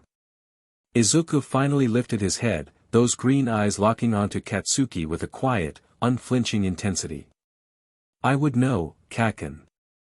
His voice was quiet but firm, like a truth that had been buried for too long. "I've known for a long time." Katsuki's heart skipped a beat, his breath catching in his throat. For a moment, all he could do was stare at Izuku. He had no idea what to say. What the hell does that even mean? Izuku's words hit him harder than he was willing to admit, and he felt an unfamiliar unease stirring in his gut. The weird knot in his chest tightened, and he didn't like it. But the worst part. The worst part, was the way Izuku had said it, like he'd already given up, like he'd accepted it a long time ago. And that, for some reason, was enough to make Katsuki's throat go tight. Katsuki's fists clenched at his sides, and his mind spun with everything that had just been said. Deku, whatever the hell he wanted to be called now, was standing there, talking like he'd already accepted this fate. Like he was already giving up on coming back, on fixing whatever was broken inside of him. Katsuki couldn't let that happen. He refused to. You don't get it, do you? Katsuki growled, taking a step forward, his eyes locked on Izuku's. If you don't try, then you'll never come back. This whole thing ends when someone brings you back, and that someone is me, DMN it. Izuku's eyes flickered, his body barely holding its form as he took a step back. The sadness in his gaze was almost suffocating. I'm sorry, Kacchan, he said, the words slipping out in a quiet rush, like he was bracing for something. But I don't think I'll come back. Katsuki's breath caught in his throat. He didn't know what it was about those words, but they struck him harder than anything else had. What the hell are you talking about? Katsuki's voice came out harsher than he meant, but he couldn't control it. He couldn't stand to hear that, couldn't stand the idea that Izuku had already resigned himself to whatever this was. You're not just going to disappear. I won't let you. Izuku didn't look away, but there was something so final in his expression, something that made Katsuki feel like he was losing the last piece of control he had. I don't have any control over this, Kacchan, Izuku said softly. And even if I did, I don't think it'll matter. You're the only one who can see me, the only one who can even hear me right now. Maybe that's a sign. Maybe it's because I'm not supposed to come back. Katsuki's eyes widened, his pulse racing. Stop talking like that. Katsuki snapped, his fists trembling at his sides. This isn't some F sign. You're not just going to disappear because you decided you don't deserve to come back. Izuku looked down, his shoulders slumping as if the weight of the world was pressing down on him. I'm not the one who's going to decide that, Kacchan, he whispered, his voice almost breaking. Maybe you're the only one who can see me, but it doesn't change the fact that I've already lost what I wanted. Katsuki's chest felt like it was on fire, the knot tightening even more. His breath came quicker, but he couldn't stop the words. No, DMN it. You're not just giving up. If I'm the only one who can see you, then that means you haven't lost. You just haven't figured it out yet. You're gonna come back, Deku. You have to. Izuku shook his head slowly, his eyes soft but full of something too heavy to name. I'm sorry, Kacchan, he whispered again. I don't think I can. Katsuki's heart pounded in his ears as the silence between them stretched on. He didn't know what to say. Didn't know how to fix it. But one thing he knew for sure, he couldn't let Izuku give up. He wouldn't let him. And yet, the weight of Izuku's words hung in the air, making him feel more helpless than he ever had in his life. Izuku stood there, watching Katsuki's face twist in frustration, his words hanging in the air like they could fix everything. You're going to come back, Deku. You have to. But Izuku knew better. He knew why this was happening, knew what was keeping him here, and he couldn't bring himself to tell Katsuki. Not now. Not ever. It would ruin everything between them. The truth, the real reason why he was stuck, was something that Izuku couldn't burden Katsuki with. Katsuki would never understand. He'd hate him even more, probably push him away harder than ever before. It was selfish, he knew. Keeping it inside, not telling him, but Izuku couldn't let that happen. He couldn't lose the small, fragile connection they still had, even if it was just Katsuki's anger and frustration and the occasional begrudging acknowledgement. If he told Katsuki, if he ever said the words aloud, that he loved him, that he had always loved him, that he would never be free until someone returned those feelings, everything would be over. Katsuki wouldn't see him the same way again. He'd never look at him like he used to. Izuku would be nothing more than a burden, something to pity. The thought of it crushed him. He could feel the ache in his chest growing, but he swallowed it down. He couldn't let it show. He couldn't let Katsuki see how much this was hurting him. Instead, he forced a weak smile, his gaze flicking to the floor.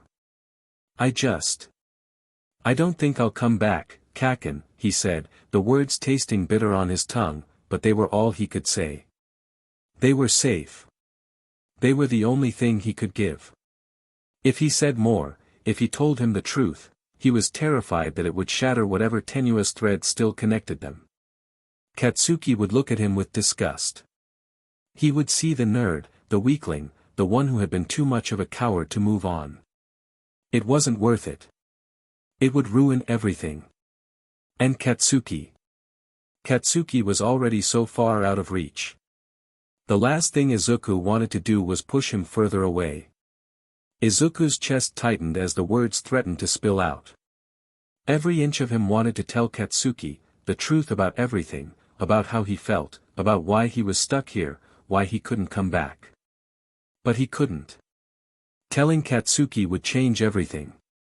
It would destroy whatever fragile thing they had left between them. Katsuki would look at him differently. He might hate him for it. For daring to feel this way. For being weak enough to care. So, Izuku swallowed it down. I'll figure it out, Izuku said quietly, his voice barely audible. It sounded like a lie, but it was all he could give. He couldn't tell Katsuki the truth. He couldn't let him see how badly this was tearing him apart. Katsuki's gaze was hard, his usual irritation cutting through the silence. Yeah, whatever. Just don't drag me down with you, Deku. Izuku nodded, swallowing the lump in his throat. Katsuki's words were harsh, but they weren't pitying. There was no softness there. No sympathy. And that was what hurt the most. Because Katsuki didn't care. He wasn't asking questions. He wasn't looking for answers. He was just frustrated. Angry, maybe, but at least it was a familiar kind of anger. And that was what Izuku deserved. Sorry, Kacchan, Izuku murmured, the apology slipping out before he could stop it. Stop apologizing, Katsuki snapped, turning away from him. You're a pain in the butt. But that's nothing new. Izuku felt the weight of those words sink into him, a strange mix of relief and sadness swirling in his chest. Katsuki was right. He was a pain. But it was also the only thing that kept him tethered to this world, the idea that, maybe, Katsuki would still be angry at him. That maybe it wasn't over yet. Even if Katsuki would never understand. Even if Izuku would never get the chance to tell him the truth, he had to hold on to that tiny sliver of hope. Because if he didn't, he really would be gone. I'm not going anywhere, Kacchan, Izuku whispered, though he wasn't sure if Katsuki could even hear him. He wasn't sure if it mattered anymore. He wasn't ready to vanish. But Izuku also knew that he couldn't keep pretending like he had the power to change anything. Not when the person he cared about most didn't even know. And maybe that was his punishment, maybe he was never meant to be anything more than a ghost, lost in the space between what was and what could never be. Katsuki watched as Izuku stood there, that DMN, apologetic look in his eyes again. The kind of look that set him off. It was like the idiot was trying to take on the world by himself, too scared to ask for help, too scared to trust anyone with whatever the hell was bothering him. But the thing that set him off the most, the thing that gnawed at him like a DMN splinter in his brain, was the way Izuku kept holding back. He didn't want to talk about what was going on. The quirk, the fact that only he could see him, it was a DMN mystery to Katsuki, and no matter how much he pushed, Izuku just clammed up. Wouldn't say a word about it. But now, Izuku had been given a chance to come back, and yet he just stood there, like it was hopeless. Like he was already gone. And what the hell was all this about some person Izuku loved? What was with that? The nerd had practically thrown the DMN thing out there and then dropped it like it didn't matter. It didn't make sense. DMN idiot, Katsuki muttered under his breath, his hand running through his hair in frustration. Who the hell is this person you loved, huh? What the hell does that even mean? Izuku's response had been weak, it doesn't matter, Kacchan, like the words had been rehearsed 1,000 times. Like he was giving up, accepting whatever shitty fate had been thrown his way. Katsuki couldn't stand it. What the hell was so bad about this person? Why wouldn't Izuku just tell him? What difference would it make? Maybe it was just another one of Izuku's stupid quirks, hiding behind his own DMN emotions, refusing to let anyone get too close, refusing to let anyone know. But Katsuki didn't get it. He couldn't understand. Izuku wasn't the kind of person to keep something like that buried. If it was really that bad, wouldn't he have just said it already? Wouldn't he have said something? The more Katsuki thought about it, the more frustrated he got. Izuku was stubborn as hell, but it didn't explain why he wouldn't just spit it out. "You're the only one who can see me," Izuku's voice echoed in Katsuki's mind again, quieter than before. Yeah, no SHT. Katsuki had been dealing with this CRP for a while now. And as much as it annoyed him, it was almost like Izuku was clinging to him, using him as some kind of lifeline. But it wasn't just that, there was more. Izuku didn't just want to be saved. He didn't want to be alone. And Katsuki hated that feeling, that stupid ache he couldn't get rid of. The stupid, fear in Izuku's eyes every time they spoke. Like he knew something Katsuki didn't. Like there was some secret that Katsuki couldn't crack, no matter how hard he tried. He hated that SHT.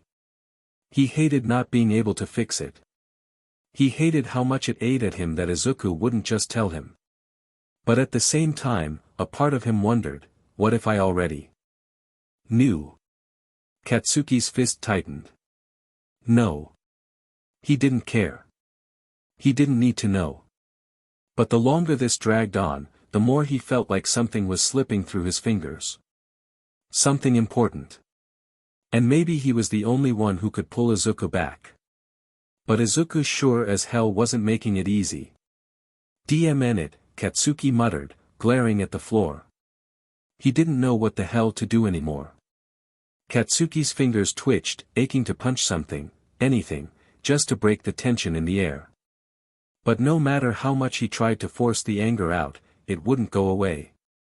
The more he thought about it, the more the question kept eating at him, who the hell does Deku love?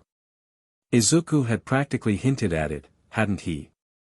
All those cryptic comments about someone needing to reciprocate his feelings. But the idiot couldn't just spit it out. Why was he holding back? Wasn't it bad enough that this whole thing with the ghost quirk was so messed up? Did he really have to make it harder by being so DMN cryptic? Katsuki let out a frustrated growl.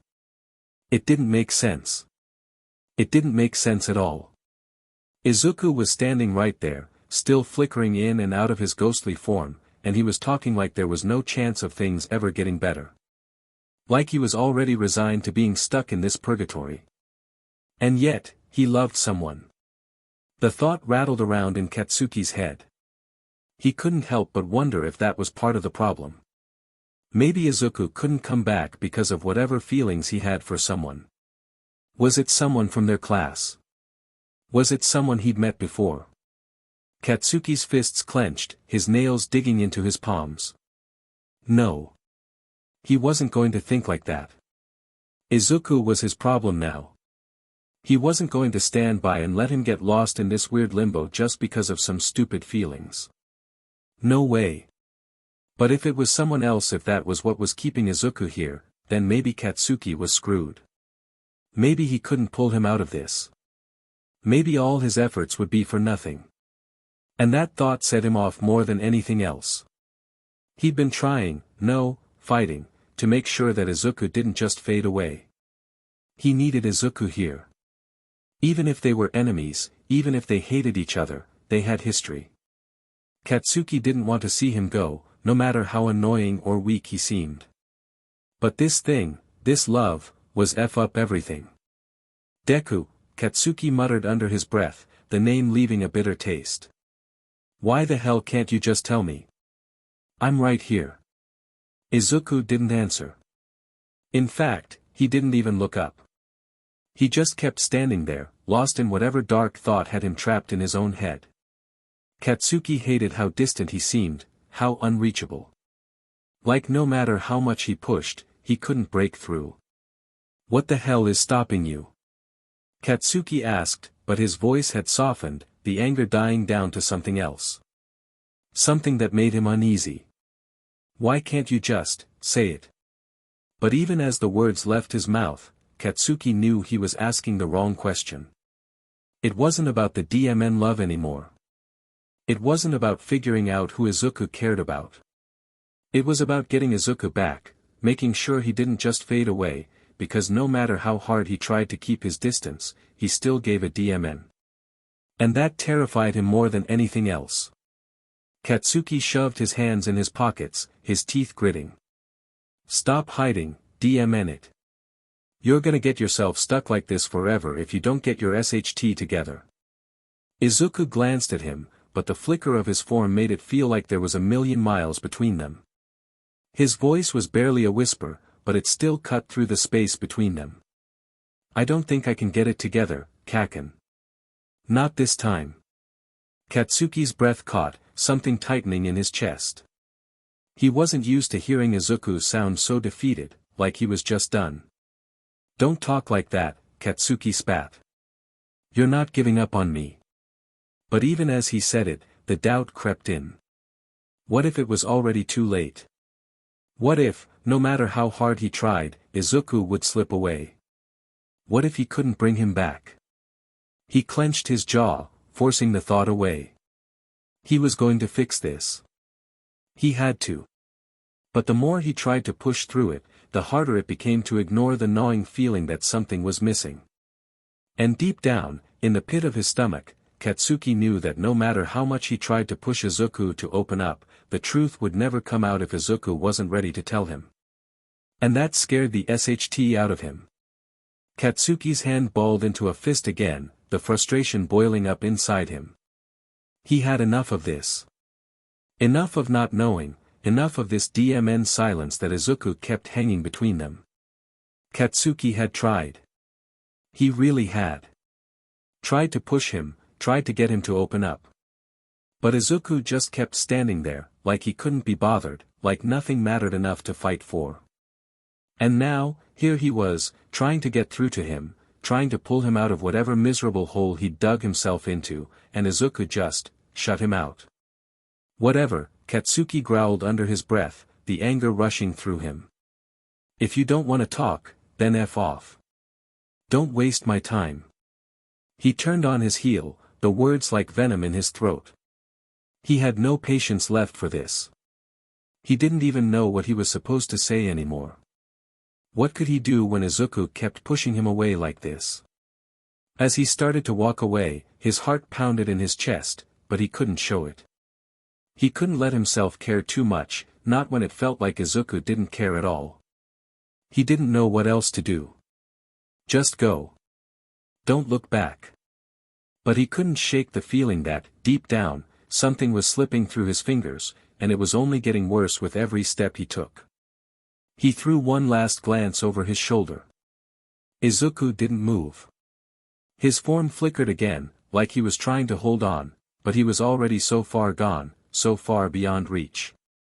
Good, Katsuki muttered, turning his back fully. Stay the hell out of my way then. If you're not gonna do something about it, then don't expect me to care. His voice echoed with finality, even if the words didn't feel as strong as he wished they did. But as he walked away, a part of him, small, deep down, wondered if it was already too late to fix it.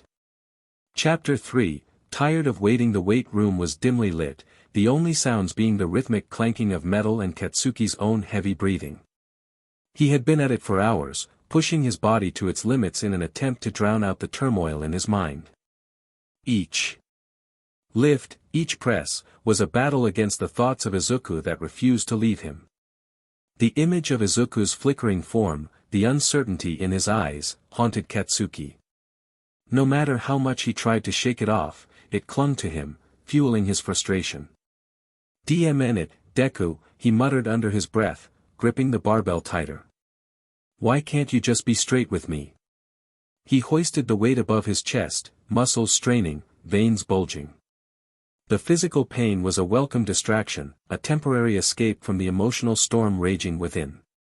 But as the barbell clanged back onto the rack, the thoughts came rushing back, more relentless than before. Katsuki sat up, sweat dripping from his brow, and buried his face in his hands. He had always prided himself on his strength, his ability to face any challenge head-on. But this was different. How was he supposed to fight something he couldn't see, couldn't touch? The memory of their last conversation replayed in his mind.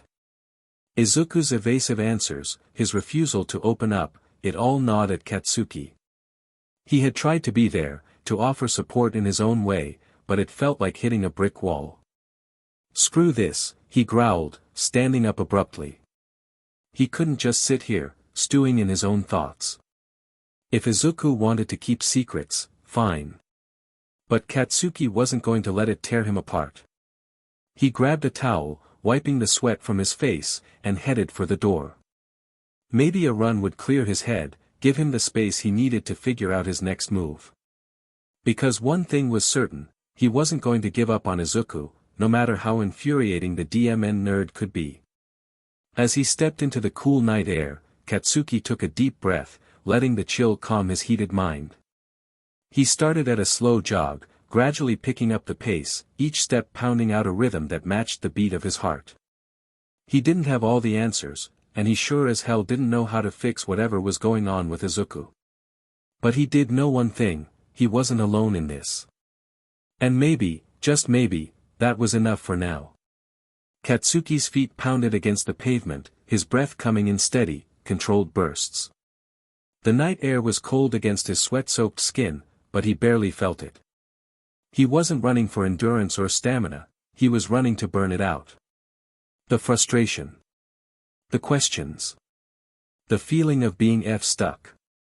He pushed himself harder, muscles screaming, lungs burning. It wasn't enough. It never was. Deku, you DMN nerd. What the hell am I supposed to do with you? The image of Izuku's flickering form flashed in his mind again, that distant, resigned look in his eyes. Katsuki grit his teeth. The way Izuku had spoken, like he'd already given up, like this was just the way things were now, it set him off more than anything. Like hell I'm letting him stay like that. But the problem was, Katsuki didn't know how to stop it. Didn't know what he was supposed to do to fix this. The answer was right in front of him, had to be. But Izuku wouldn't tell him. Wouldn't let him in. The thought made his legs move faster, pushing himself until his heart pounded so loud it drowned out the noise in his head. He hated this. Hated feeling powerless. Hated that, for once, there was something he couldn't punch, or blast, or outmatch through sheer force of will. By the time he finally slowed down, he was drenched in sweat, his body screaming at him to stop. He doubled over, hands on his knees, trying to catch his breath. The streetlights above him buzzed faintly, casting long shadows across the pavement. His mind was still racing. He wanted to stop thinking about it, to shove the whole DMN situation to the back of his head and just move on. But no matter how hard he pushed, Izuku's words, his expression, kept coming back to him. I don't think I'll come back, Kacchan. Katsuki's fingers curled into fists. Like hell you won't, he muttered under his breath. If Izuku thought Katsuki was just going to let this happen, let him disappear, then he didn't know a DMN thing. Katsuki wasn't letting this go. He didn't care if they were rivals. Didn't care if they were supposed to hate each other. He was going to get Izuku back. One way or another. And if that DMN nerd wouldn't tell him the truth, then fine. Katsuki would just have to figure it out himself. Katsuki wiped the sweat off his face with the hem of his shirt, still breathing heavily as he made his way back to Heights Alliance. His body ached from the workout, from the run, from pushing himself so DMN hard, but his mind was just as restless as when he started. The hallways were quiet when he entered the dorms, most of his classmates already asleep. He barely paid attention as he trudged up the stairs, his thoughts too loud to be drowned out by the silence. When he reached his room, he slammed the door shut behind him, blocking it out of habit. The space was dark except for the faint glow of the city lights leaking in through the window. Katsuki let out a breath and sat on the edge of his bed, elbows on his knees, hands running through his damp hair. What the hell am I supposed to do? He replayed everything in his head again. The villain, the fight, the moment Izuku pushed him out of the way. The second that quirk hit him, Katsuki had known, really known, that this was bad. But no one else could see Izuku, no one else could understand that he wasn't just unconscious in Recovery Girl's office, he was trapped. And then that BSTRD nerd had the audacity to act like it was fine. Like he was fine. Katsuki scoffed under his breath, staring at the floor. Dumbass. He knew Izuku was hiding something. He wasn't an idiot. If getting hit by that quirk meant Izuku needed someone to reciprocate his feelings, then why the hell wouldn't he just say who it was? Unless. Katsuki's brows furrowed. Unless he doesn't think they'd ever return his feelings.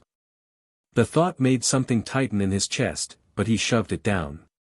Doesn't matter.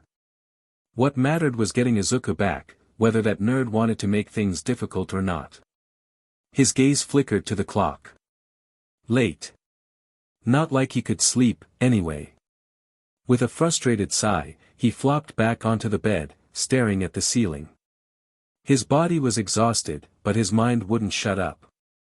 He still had no idea how to fix this. But he wasn't giving up.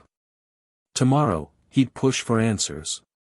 One way or another, Deku is coming back. Lying on his bed, Katsuki tried to let exhaustion drag him under, but sleep wouldn't come. His body ached from training, his mind screamed for rest, but none of it mattered. When the DMN nerd wouldn't get out of his head. He turned onto his side, then onto his back, then punched his pillow for being too DMN uncomfortable. It wasn't the pillow's fault. He knew that. The real problem was the ghost haunting him, literally and figuratively.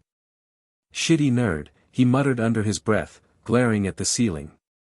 Why do you always gotta make everything so DMN complicated? He squeezed his eyes shut, trying to force himself into unconsciousness. But all he saw was that look in Izuku's eyes. Not fear. Not even sadness. Just, acceptance. Like he really believed this was it for him. Like he'd already given up. That set Katsuki off more than anything. With a growl, he sat up, running a hand through his hair. Sleep was a lost cause, and he wasn't about to waste the night tossing and turning like some idiot. He shoved himself out of bed, grabbed a water bottle from his desk, and downed half of it before storming toward the window. The night air was cold when he slid it open, but he welcomed it. Anything to ground himself. Anything to keep his thoughts from spiraling too far. His eyes drifted toward the lights of the city in the distance. Somewhere out there was the BSTRD who did this. A lead. That's what Aizawa had said earlier. Katsuki's grip on the windowsill tightened. If they knew where the villain was, then why the F weren't they acting already? He knew how this worked. Pro-heroes took their time. They gathered intel, they planned, they made sure they didn't get their buttes handed to them when they finally made a move. But waiting, Katsuki was sick of waiting. His jaw clenched.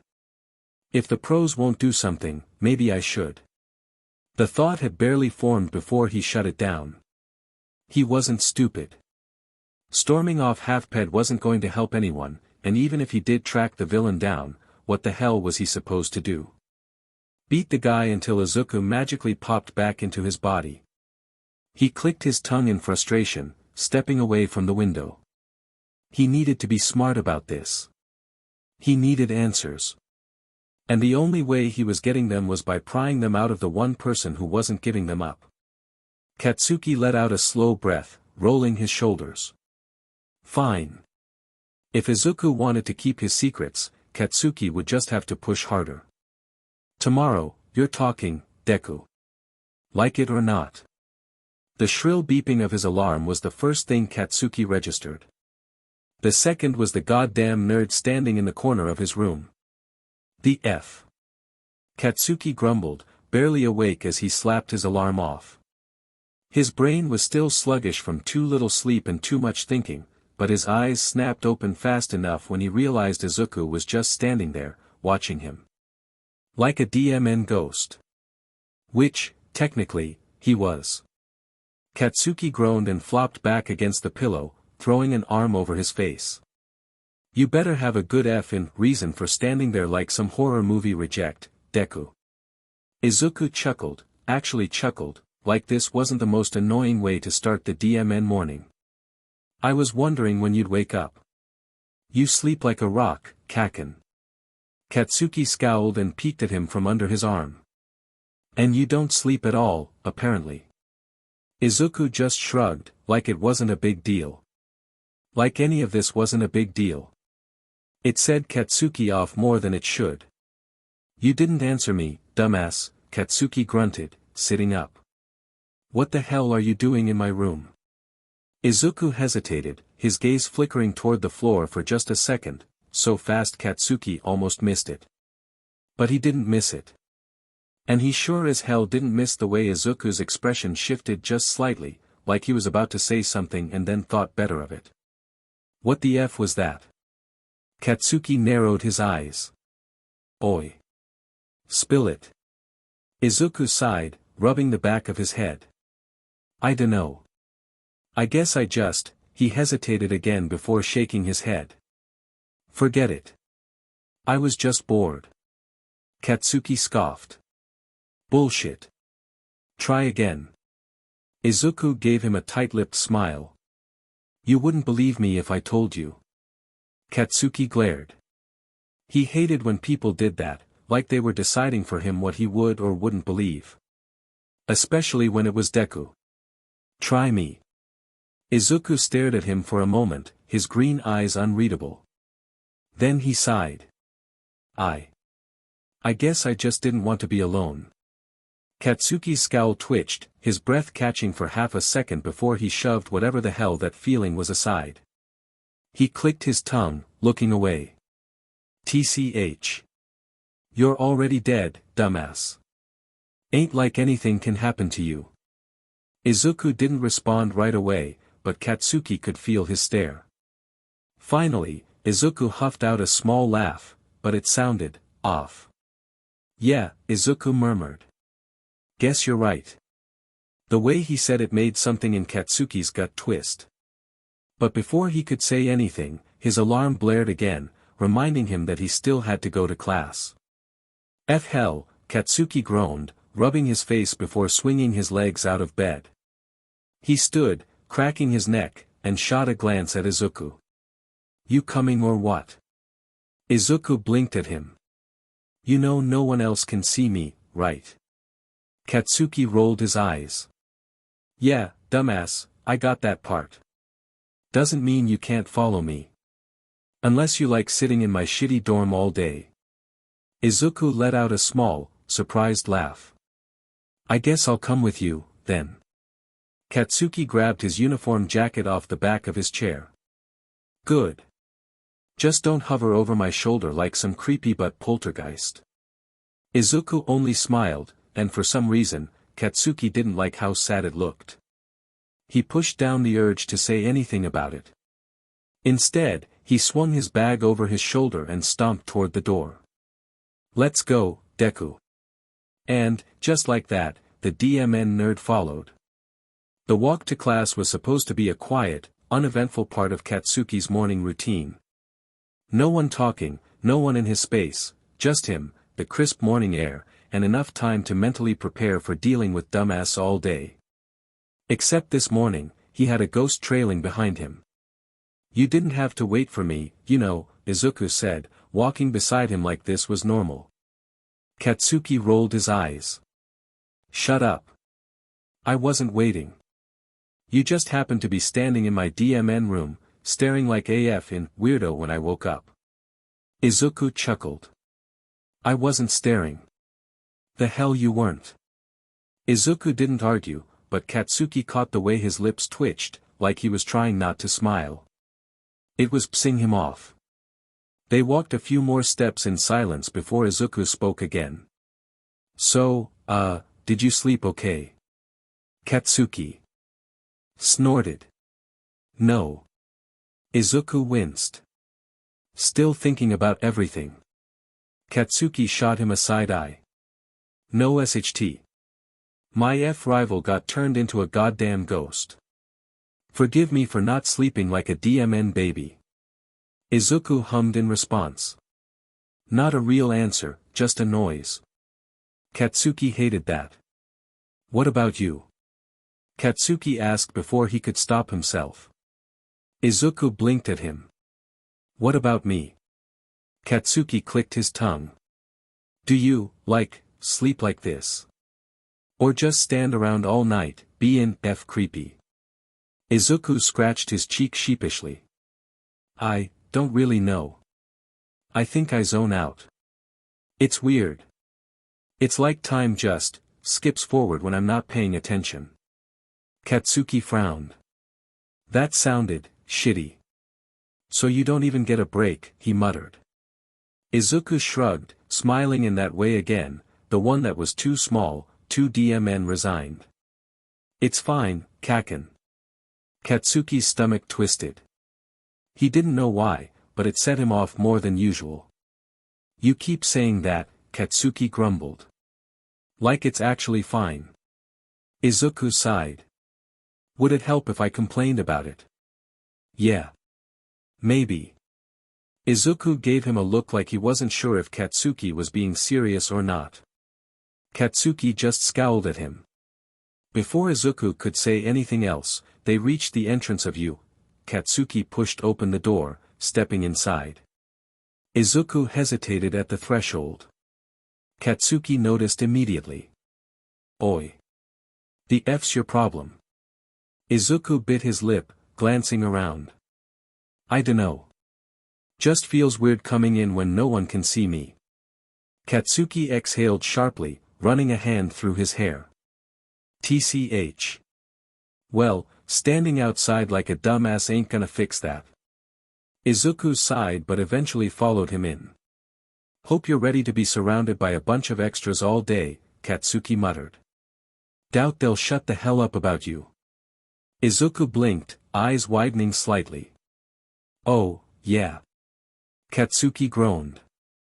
F hell, don't look so surprised. Did you forget you got hit by a quirk?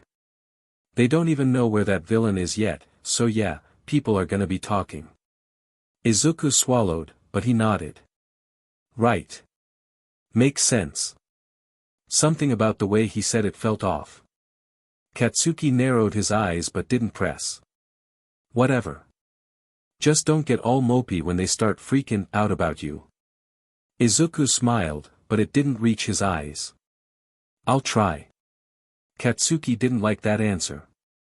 But before he could call him out on it, they turned the corner, and just as expected, the whole F class was already buzzing. As soon as Katsuki stepped into the classroom, he knew it was gonna be hell. The moment his classmates saw him, the noise level skyrocketed. Whispers, gasps, and way too many pairs of eyes turned toward him, like he was the goddamn ghost. Bakugo. Mina was the first to rush up, her face full of barely contained panic. Did they find anything? Is Deku okay? Katsuki barely had time to open his mouth before Kaminari chimed in. Yeah, man, what's the deal? Recovery girl won't tell us SHT. Is Midoriya still unconscious? Ida asked, standing beside them with his usual overly formal concern. Has there been any change? Shitty Hair stepped up, resting a hand on Katsuki's shoulder. Dude, you doing okay? His voice was lower, quieter, like he was actually worried about him. Katsuki clenched his teeth. He hated this. The attention. The questioning. The way they were all looking at him like he had all the F answers. And worst of all, Izuku was standing right there, watching the whole DMN thing. The nerd's expression was unreadable, but Katsuki could see the way his fingers twitched at his sides, the way his mouth pressed into a thin line. He wasn't used to being ignored, completely unseen, while everyone panicked about him like he wasn't right in front of them. Katsuki clicked his tongue. FSCKS, doesn't it, Deku? He rolled his shoulders and shoved Kirishima's hand off. The hell are you all looking at me for? I don't have a DMN update for you. Mina frowned. But weren't you there when I said I don't have an update, Katsuki snapped, his temper flaring. Recovery girls got him, and Aizawa's handling the villain SHT. That's all I know, so quit a skin. The others flinched slightly at his tone, but that didn't stop them from exchanging uneasy glances. But, Uraraka hesitated, her voice softer than usual. Are you okay, Bakugo? Katsuki stiffened. The question made something twist in his gut, and he hated that it did. He hated that they were acting like he was the one they needed to be concerned about. Like he was some fragile, grieving idiot who couldn't handle this. He grit his teeth, forcing his usual scowl back onto his face. Of course I'm fine. He should have left it at that. But his nerves were fried, his patience thin, and his exhaustion from last night was still clinging to him like a weight he couldn't shake off. So before anyone else could say something stupid, he grabbed his chair, yanked it out, and dropped into his seat with a glare. Class is startin' soon, he muttered. Stop acting like a bunch of idiots and sit the F down. There was a tense silence for a moment before, one by one, his classmates hesitantly returned to their seats. Katsuki could still feel the weight of their stares. He knew they were still whispering, still worrying, still waiting for answers he didn't have. But at least, for now, they shut the hell up. He let out a quiet breath, staring down at his desk. Then. That was kinda mean, Kacchan. Katsuki's eyebrow twitched. He didn't have to look to know Izuku was standing right beside him now, arms crossed, head tilted just slightly like he was scolding him. Oh, F off, Katsuki grumbled under his breath. Izuku sighed dramatically. I'm just saying, they're worried, they're annoying. They care about me. Katsuki's jaw clenched. No SHT they cared. That wasn't the F problem. The problem was that Izuku wasn't gone, not really. He was right here, talking, being his usual pain-in-the-butt self. But no one else could see it. No one else knew.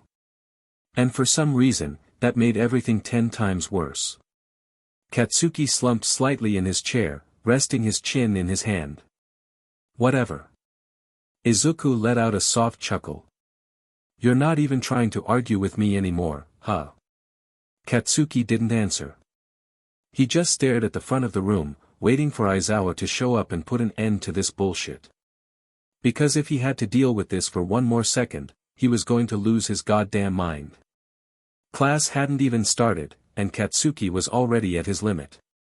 Izuku wouldn't shut up. No one else could hear him, no one else. Even knew he was F there, but Katsuki did. And it was grating on his last DMN nerve. You know, Kacchan, Izuku mused, standing beside his desk like some annoying specter of doom. I get that you're frustrated, but, TCH, frustrated. Katsuki scoffed, turning his head just enough to glare at him. That what you think this is, nerd? Izuku blinked, caught off guard. Well, yeah. Katsuki felt something ugly twist inside him. His hands clenched into fists under his desk. Frustrated. That wasn't even the F half of it. He was exhausted. He was sad. And more than anything, he was F done with this. You really don't get it, do you? Katsuki muttered, voice low but sharp. Izuku frowned. Kacchan, shut up. Katsuki's chair scraped against the floor as he stood up abruptly, his patience snapping like a frayed wire. You keep standing there, running your F mouth, acting like this is normal, like you're just some but hanging out before class instead of a goddamn ghost who's probably never gonna come back. The words came out harsher than he intended, but he didn't stop. He couldn't stop. This is never gonna end, Deku, Katsuki hissed, his voice dripping with frustration. You're just gonna be stuck like this, hovering over people who can't even FC you, whining about SHT you can't change. And for what? Izuku had gone quiet. Too quiet. Katsuki expected him to snap back, to argue, but he didn't. He just stood there, staring at him with wide eyes. And that look, made Katsuki's stomach twist with something he refused to name. You really think that? Izuku finally asked, his voice quiet. Katsuki felt his nails dig into his palms. I think you need to wake the F up and realize that no one's gonna magically fix this, he spat. So yeah. Maybe you are stuck like this forever. And maybe you should start getting used to it. Izuku flinched. And the second it happened, Katsuki felt something deep in his chest go cold. Because for the first time since this whole shitstorm started, Izuku actually looked hurt. Right, Izuku murmured, looking away. I guess I should. His voice was small. Too small. And Katsuki hated it. Hated that he was the one who made him sound like that. Hated that, for some reason, it didn't feel good to have the last word this time. Before Katsuki could say anything, before he could even think about taking it back, Izuku was gone. Just, gone. Like he was never there in the first place. The second Izuku vanished, Katsuki felt it. That weight, the one he hadn't realized had settled in his chest since all this SHT started, was suddenly gone. The classroom was still loud, filled with voices and movement, but it all felt distant now. Like something was missing. And that something was Deku. Katsuki clicked his tongue, dropping back into his seat with a scowl. The hell do I care? If Deku wanted to run away like a DMN coward, that was on him. It wasn't Katsuki's fault. It wasn't. But then why did his stomach feel like it had been tied in knots? Why did the words he just spat out keep replaying in his head? Maybe you should start getting used to it. Katsuki's jaw tightened. He hadn't meant it like that. He was just trying to make the DMN nerd talk, trying to shake him out of whatever bullshit he was keeping to himself. But instead of snapping back or getting mad, like he should have, Izuku just looked, defeated. Like he believed it. Like Katsuki had just confirmed what he already thought. He ran a hand through his hair, yanking at the strands in frustration. Why the hell did it even matter? If Deku wanted to be a secretive little SHT about everything, that was his problem. Katsuki wasn't a DMN mind reader. He couldn't fix something if he didn't even know what the F was wrong. But that was the worst part, wasn't it? Katsuki did know something was wrong. Deku wasn't just annoyed or frustrated, he was scared. He had been since the moment he realized what that villain's quirk had done to him. And instead of talking about it, instead of giving Katsuki something, anything, to work with, he just kept smiling like it was fine. Like he wasn't slowly giving up. And now, Katsuki had made it worse. He slammed his fist against his desk, ignoring the startled glances from his classmates. This is such bullshit, he muttered under his breath.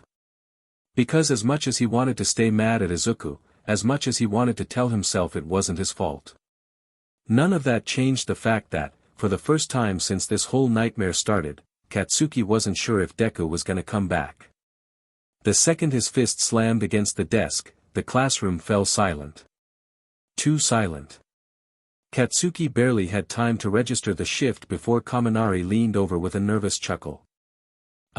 Dude. You good? Katsuki exhaled sharply through his nose. No, I'm not good. Kirishima raised a brow. Yeah, we kinda got that. Mina squinted at him, tilting her head. Were you talking to someone just now? Katsuki's whole body tensed. SHT, what? No, he snapped, way too fast. Mina's eyes narrowed. You totally were. You were muttering, Uraraka added. Like, full on talking to someone. Who? Shiro asked.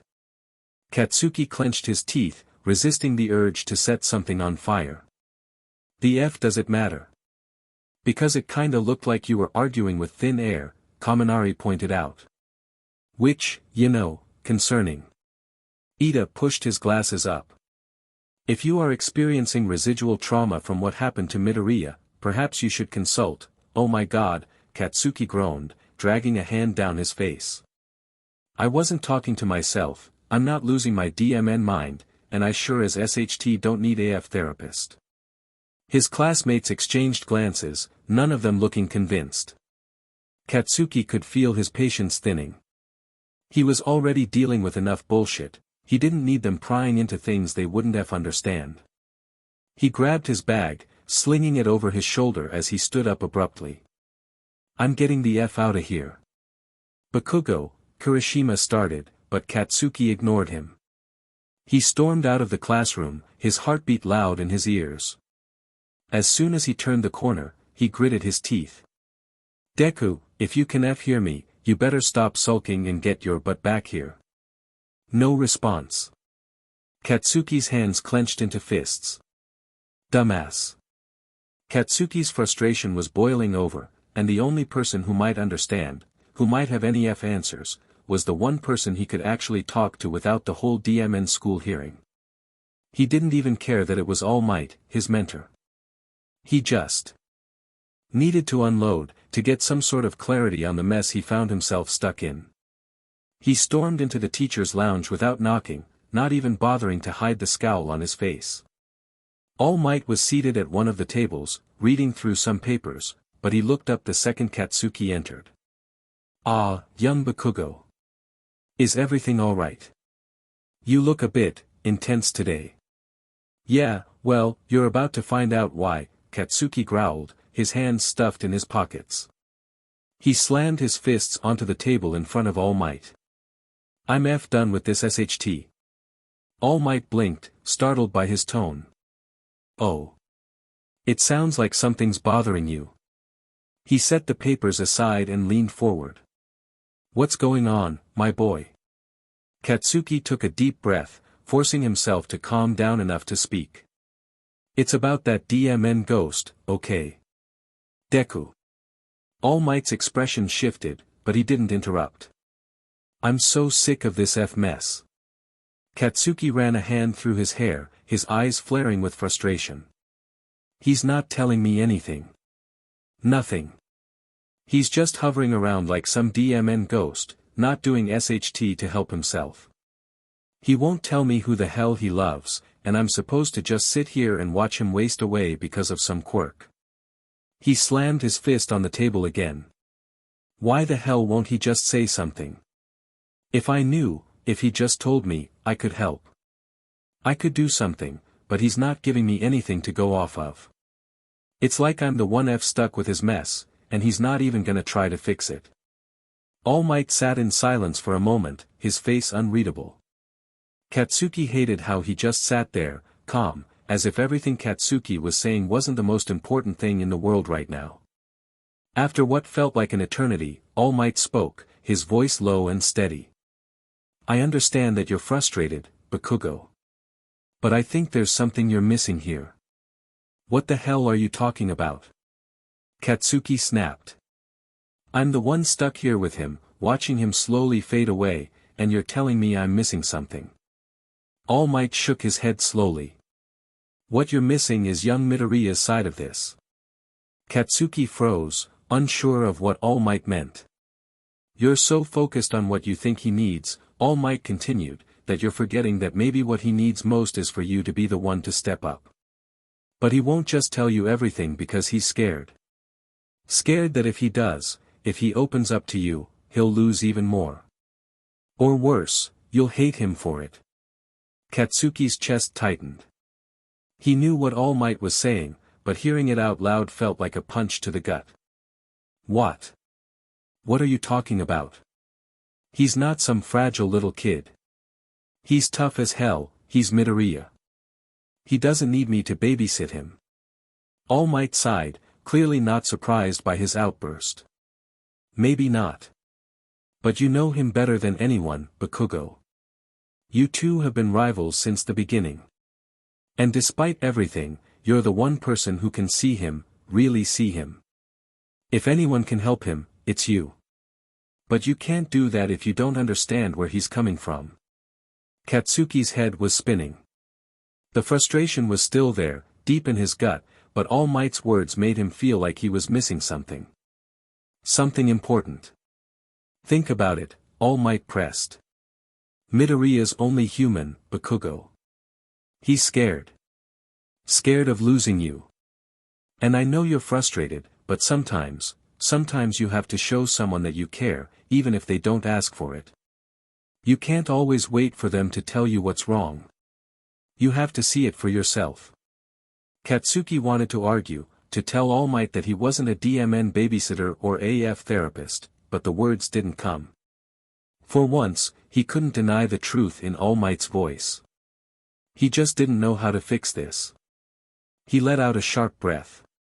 So what, you're saying I gotta wait for him to figure it out, and then I help him. All I'm saying, All Might replied softly, is that you need to stop expecting Midoriya to do it alone. He's scared, and he needs you to show him that he's not. You're not gonna give up on him, Bakugo. But he has to see that, too. Katsuki's hands balled into fists again, and for a long moment, he just stared down at the table. DMN it. This wasn't how he thought it was going to be. He wasn't ready for this. But maybe, just maybe, he wasn't the only one who needed to change something. Maybe, just maybe, he could do something about this. Katsuki's mind was spinning. All Might's words were a blur in the back of his head. All that frustration he'd been holding onto had started to crack, but he didn't know how to piece it back together. The idea of being the one to fix Izuku, felt wrong, but at the same time, it made something else stir in his chest. He wasn't good at this. He'd never been good at this soft CRP. He was supposed to be the one who just fought through things, who got SHT done with explosions and raw strength. Not feel things. But Izuku wasn't some villain or some rival to beat. He wasn't someone Katsuki could just ignore either. Why the hell are you making me do this, Deku? Katsuki muttered under his breath, clenching his fists on the table. All Might gave him a long, knowing look. Because you're the one who can, Bakugo. Just like you've always been, whether you like it or not. Katsuki opened his mouth to argue, but no words came out. There was no point. All Might had always been the one to cut through all the bullshit with a single sentence. And right now, Katsuki didn't have a DMN thing to say. Why's it always gotta be me? Katsuki muttered, leaning back in his chair. All Might smiled faintly, standing up. Because you care more than you're willing to admit. And when it comes down to it, Bakugo, you've always been the one who could stand by Izuku, even when he didn't think he could stand on his own. The room felt suffocating, the weight of those words pressing down on him harder than any fight ever could. I'm not good with this CRP, Katsuki finally said, standing up abruptly, his body moving before his mind could catch up. So, what the hell am I supposed to do? Just, what? Talk to him. All Might gave him an understanding look. Yes, Bakugo. Talk to him. Listen to him. Help him. It doesn't have to be perfect. Just be there. Katsuki opened his mouth to retort, but All Might was already walking toward the door, probably knowing what Katsuki was going to say next. I don't have time for this, Katsuki growled, but All Might turned to look at him one last time. Then make time. For him. For yourself. You're not alone in this, Bakugo. The words hit Katsuki like a ton of bricks, and before he could open his mouth again, All Might was gone. Make time for him. Katsuki scoffed, running a hand through his hair again. What the hell was that supposed to mean? He barely had time for his own DMN self, let alone someone else. But All Might was right about one thing. He did care. Maybe he didn't know how to show it, maybe he didn't even understand it himself, but there was no denying it.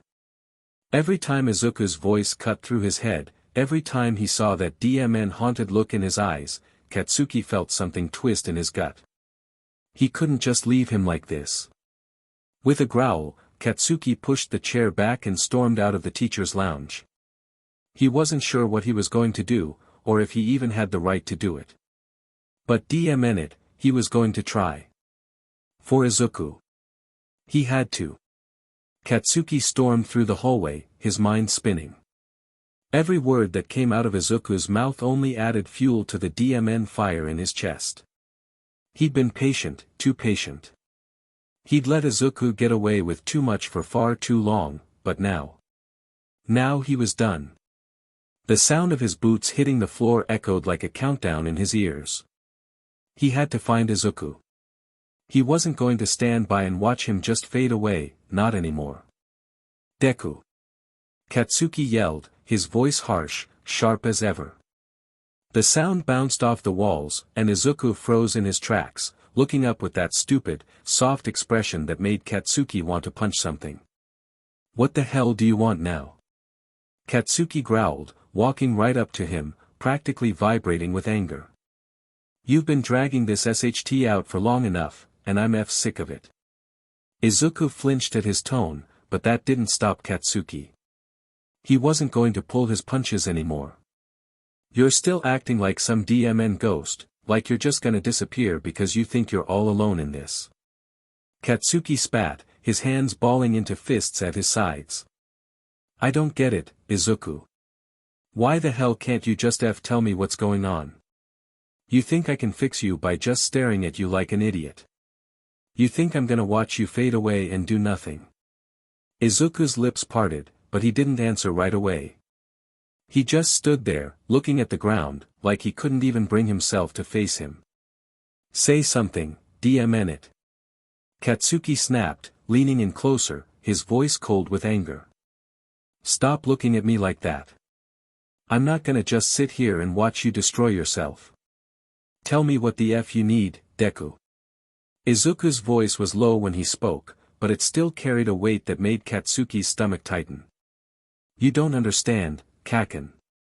You just don't understand. Katsuki's voice rose again, louder this time, his frustration spilling out. You think I don't get it? You think I don't see you? You're just standing here, letting this thing eat you up from the inside, and I'm the one who's supposed to figure out how to fix it all. Well, I don't have a DMNF clue how to fix you if you won't tell me what the hell is going on. Izuku's shoulders shook slightly, but he stayed quiet. His hands were clenched at his sides, and Katsuki could practically hear his heart breaking with every passing second. DMN it. Katsuki growled. Why can't you just tell me who the hell it is you love? So I can fix this already. So this SHT can end. You've been walking around like this for weeks, and I'm done waiting for you to get your SHT together. Izuku's eyes flickered to him, but they were filled with something that Katsuki couldn't quite name, defeat, maybe. I can't, Kacchan. You wouldn't understand. Katsuki's nostrils flared, and his fists clenched so tight that his nails dug into his palms. What the hell does that even mean, huh? You're acting like I'm too stupid to get it. If you don't say it, if you don't try, then this whole thing's just gonna drag on. You're not getting out of this alone, Deku. Izuku took a shaky breath, his eyes drifting to the ground again. His voice was barely a whisper. I'm sorry, Kacchan. But I think it's too late for me. The words hit Katsuki like a sucker punch. The anger inside him flared even more, but something else came along with it, something he couldn't quite recognize. What the hell is he saying? Too late. Katsuki repeated, his voice dangerously low. What the hell does that even mean, huh? You think just because you've been hanging around in this stupid but ghost form, it's over? You think I'm just gonna give up and let you rot away because you decided it's too late? Izuku looked at him, a ghost of a smile on his face, one that didn't reach his eyes. I'm sorry, Kacchan. I don't think I'll come back. Katsuki's body went stiff, the words cutting through him like glass. His teeth ground together, and he stepped forward, grabbing Izuku by the collar, his breath hot with anger. I don't give a SHT what you think. You don't get to just give up on me. Not when I'm still here. Not when I'm still trying to figure out how to make this right. You don't get to decide that, you hear me?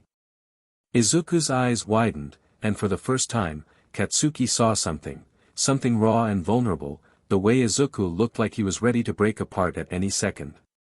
You don't get it, Kacchan, Izuku said, his voice barely above a whisper. You're the only one who can make this stop. If you don't fight for me, if you don't try, I'm not giving up. Katsuki barked, his grip tightening. I don't care what the hell you think. If you don't try, then you'll just stay like this forever. Izuku looked up at him, a conflicted look on his face. For a second, Katsuki thought he might break down. But instead, Izuku just closed his eyes and shook his head. I'm sorry, Kacchan. I don't think I can come back.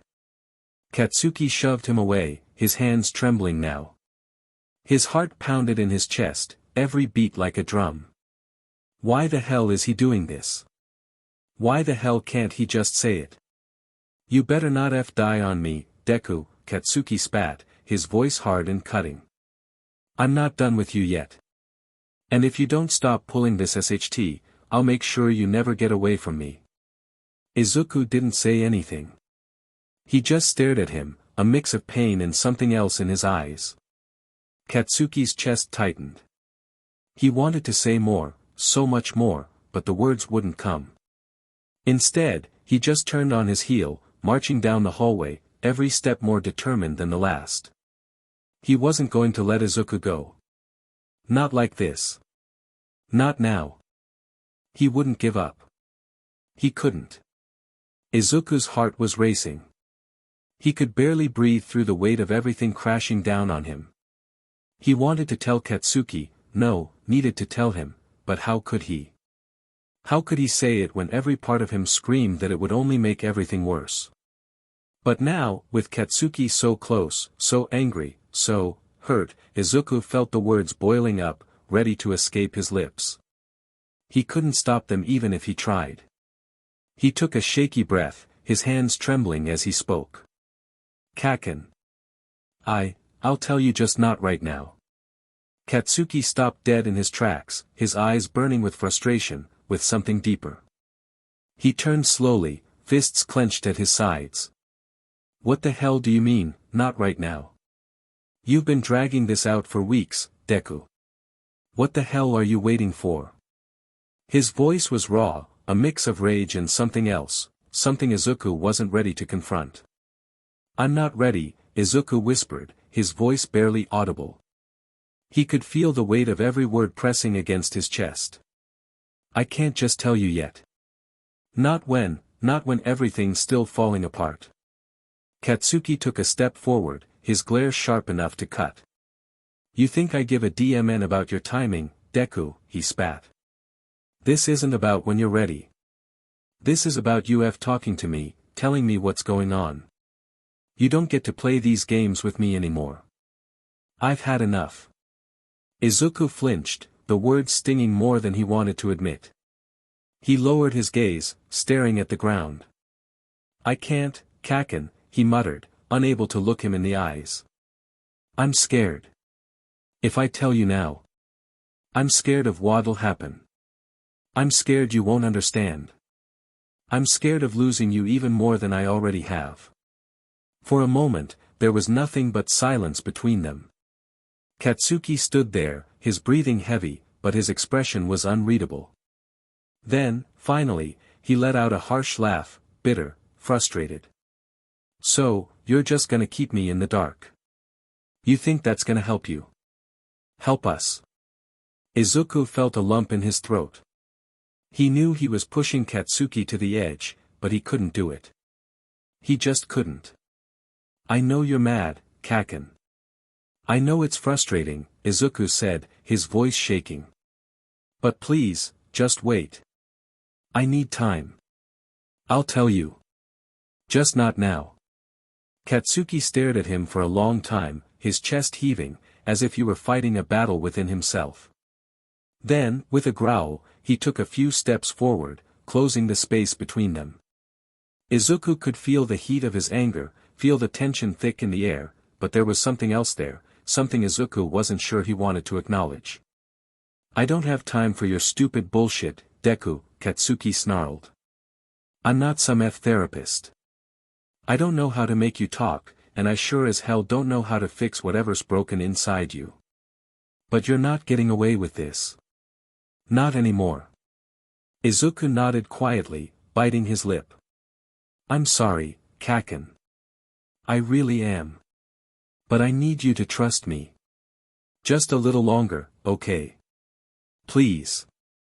Katsuki's eyes hardened, his jaw clenched so tight that his teeth audibly ground together. I'm done being patient with you, Deku. You can't keep hiding from me forever. So, when you finally decide to stop being such a coward, and you can finally tell me what the hell is going on, then maybe, I'll give a SHT about your stupid timing. Izuku winced at the words, but he didn't back down. He couldn't. Not yet. You want to help me, Kacchan? Izuku said softly, meeting his gaze. Then give me the time I need. I'm not asking for much. Just a little more time. Katsuki stood there for a long moment, his eyes boring into him, intense and unwavering. The air between them was heavy, thick with tension, and Izuku wasn't sure if they were about to fight or if something else would happen. Finally, with an explosive sigh, Katsuki threw his hands up in exasperation. Fine. But you better not make me wait too long, Deku. Because when I find out what the hell is going on, you're not going to get to pull some bullshit like this again.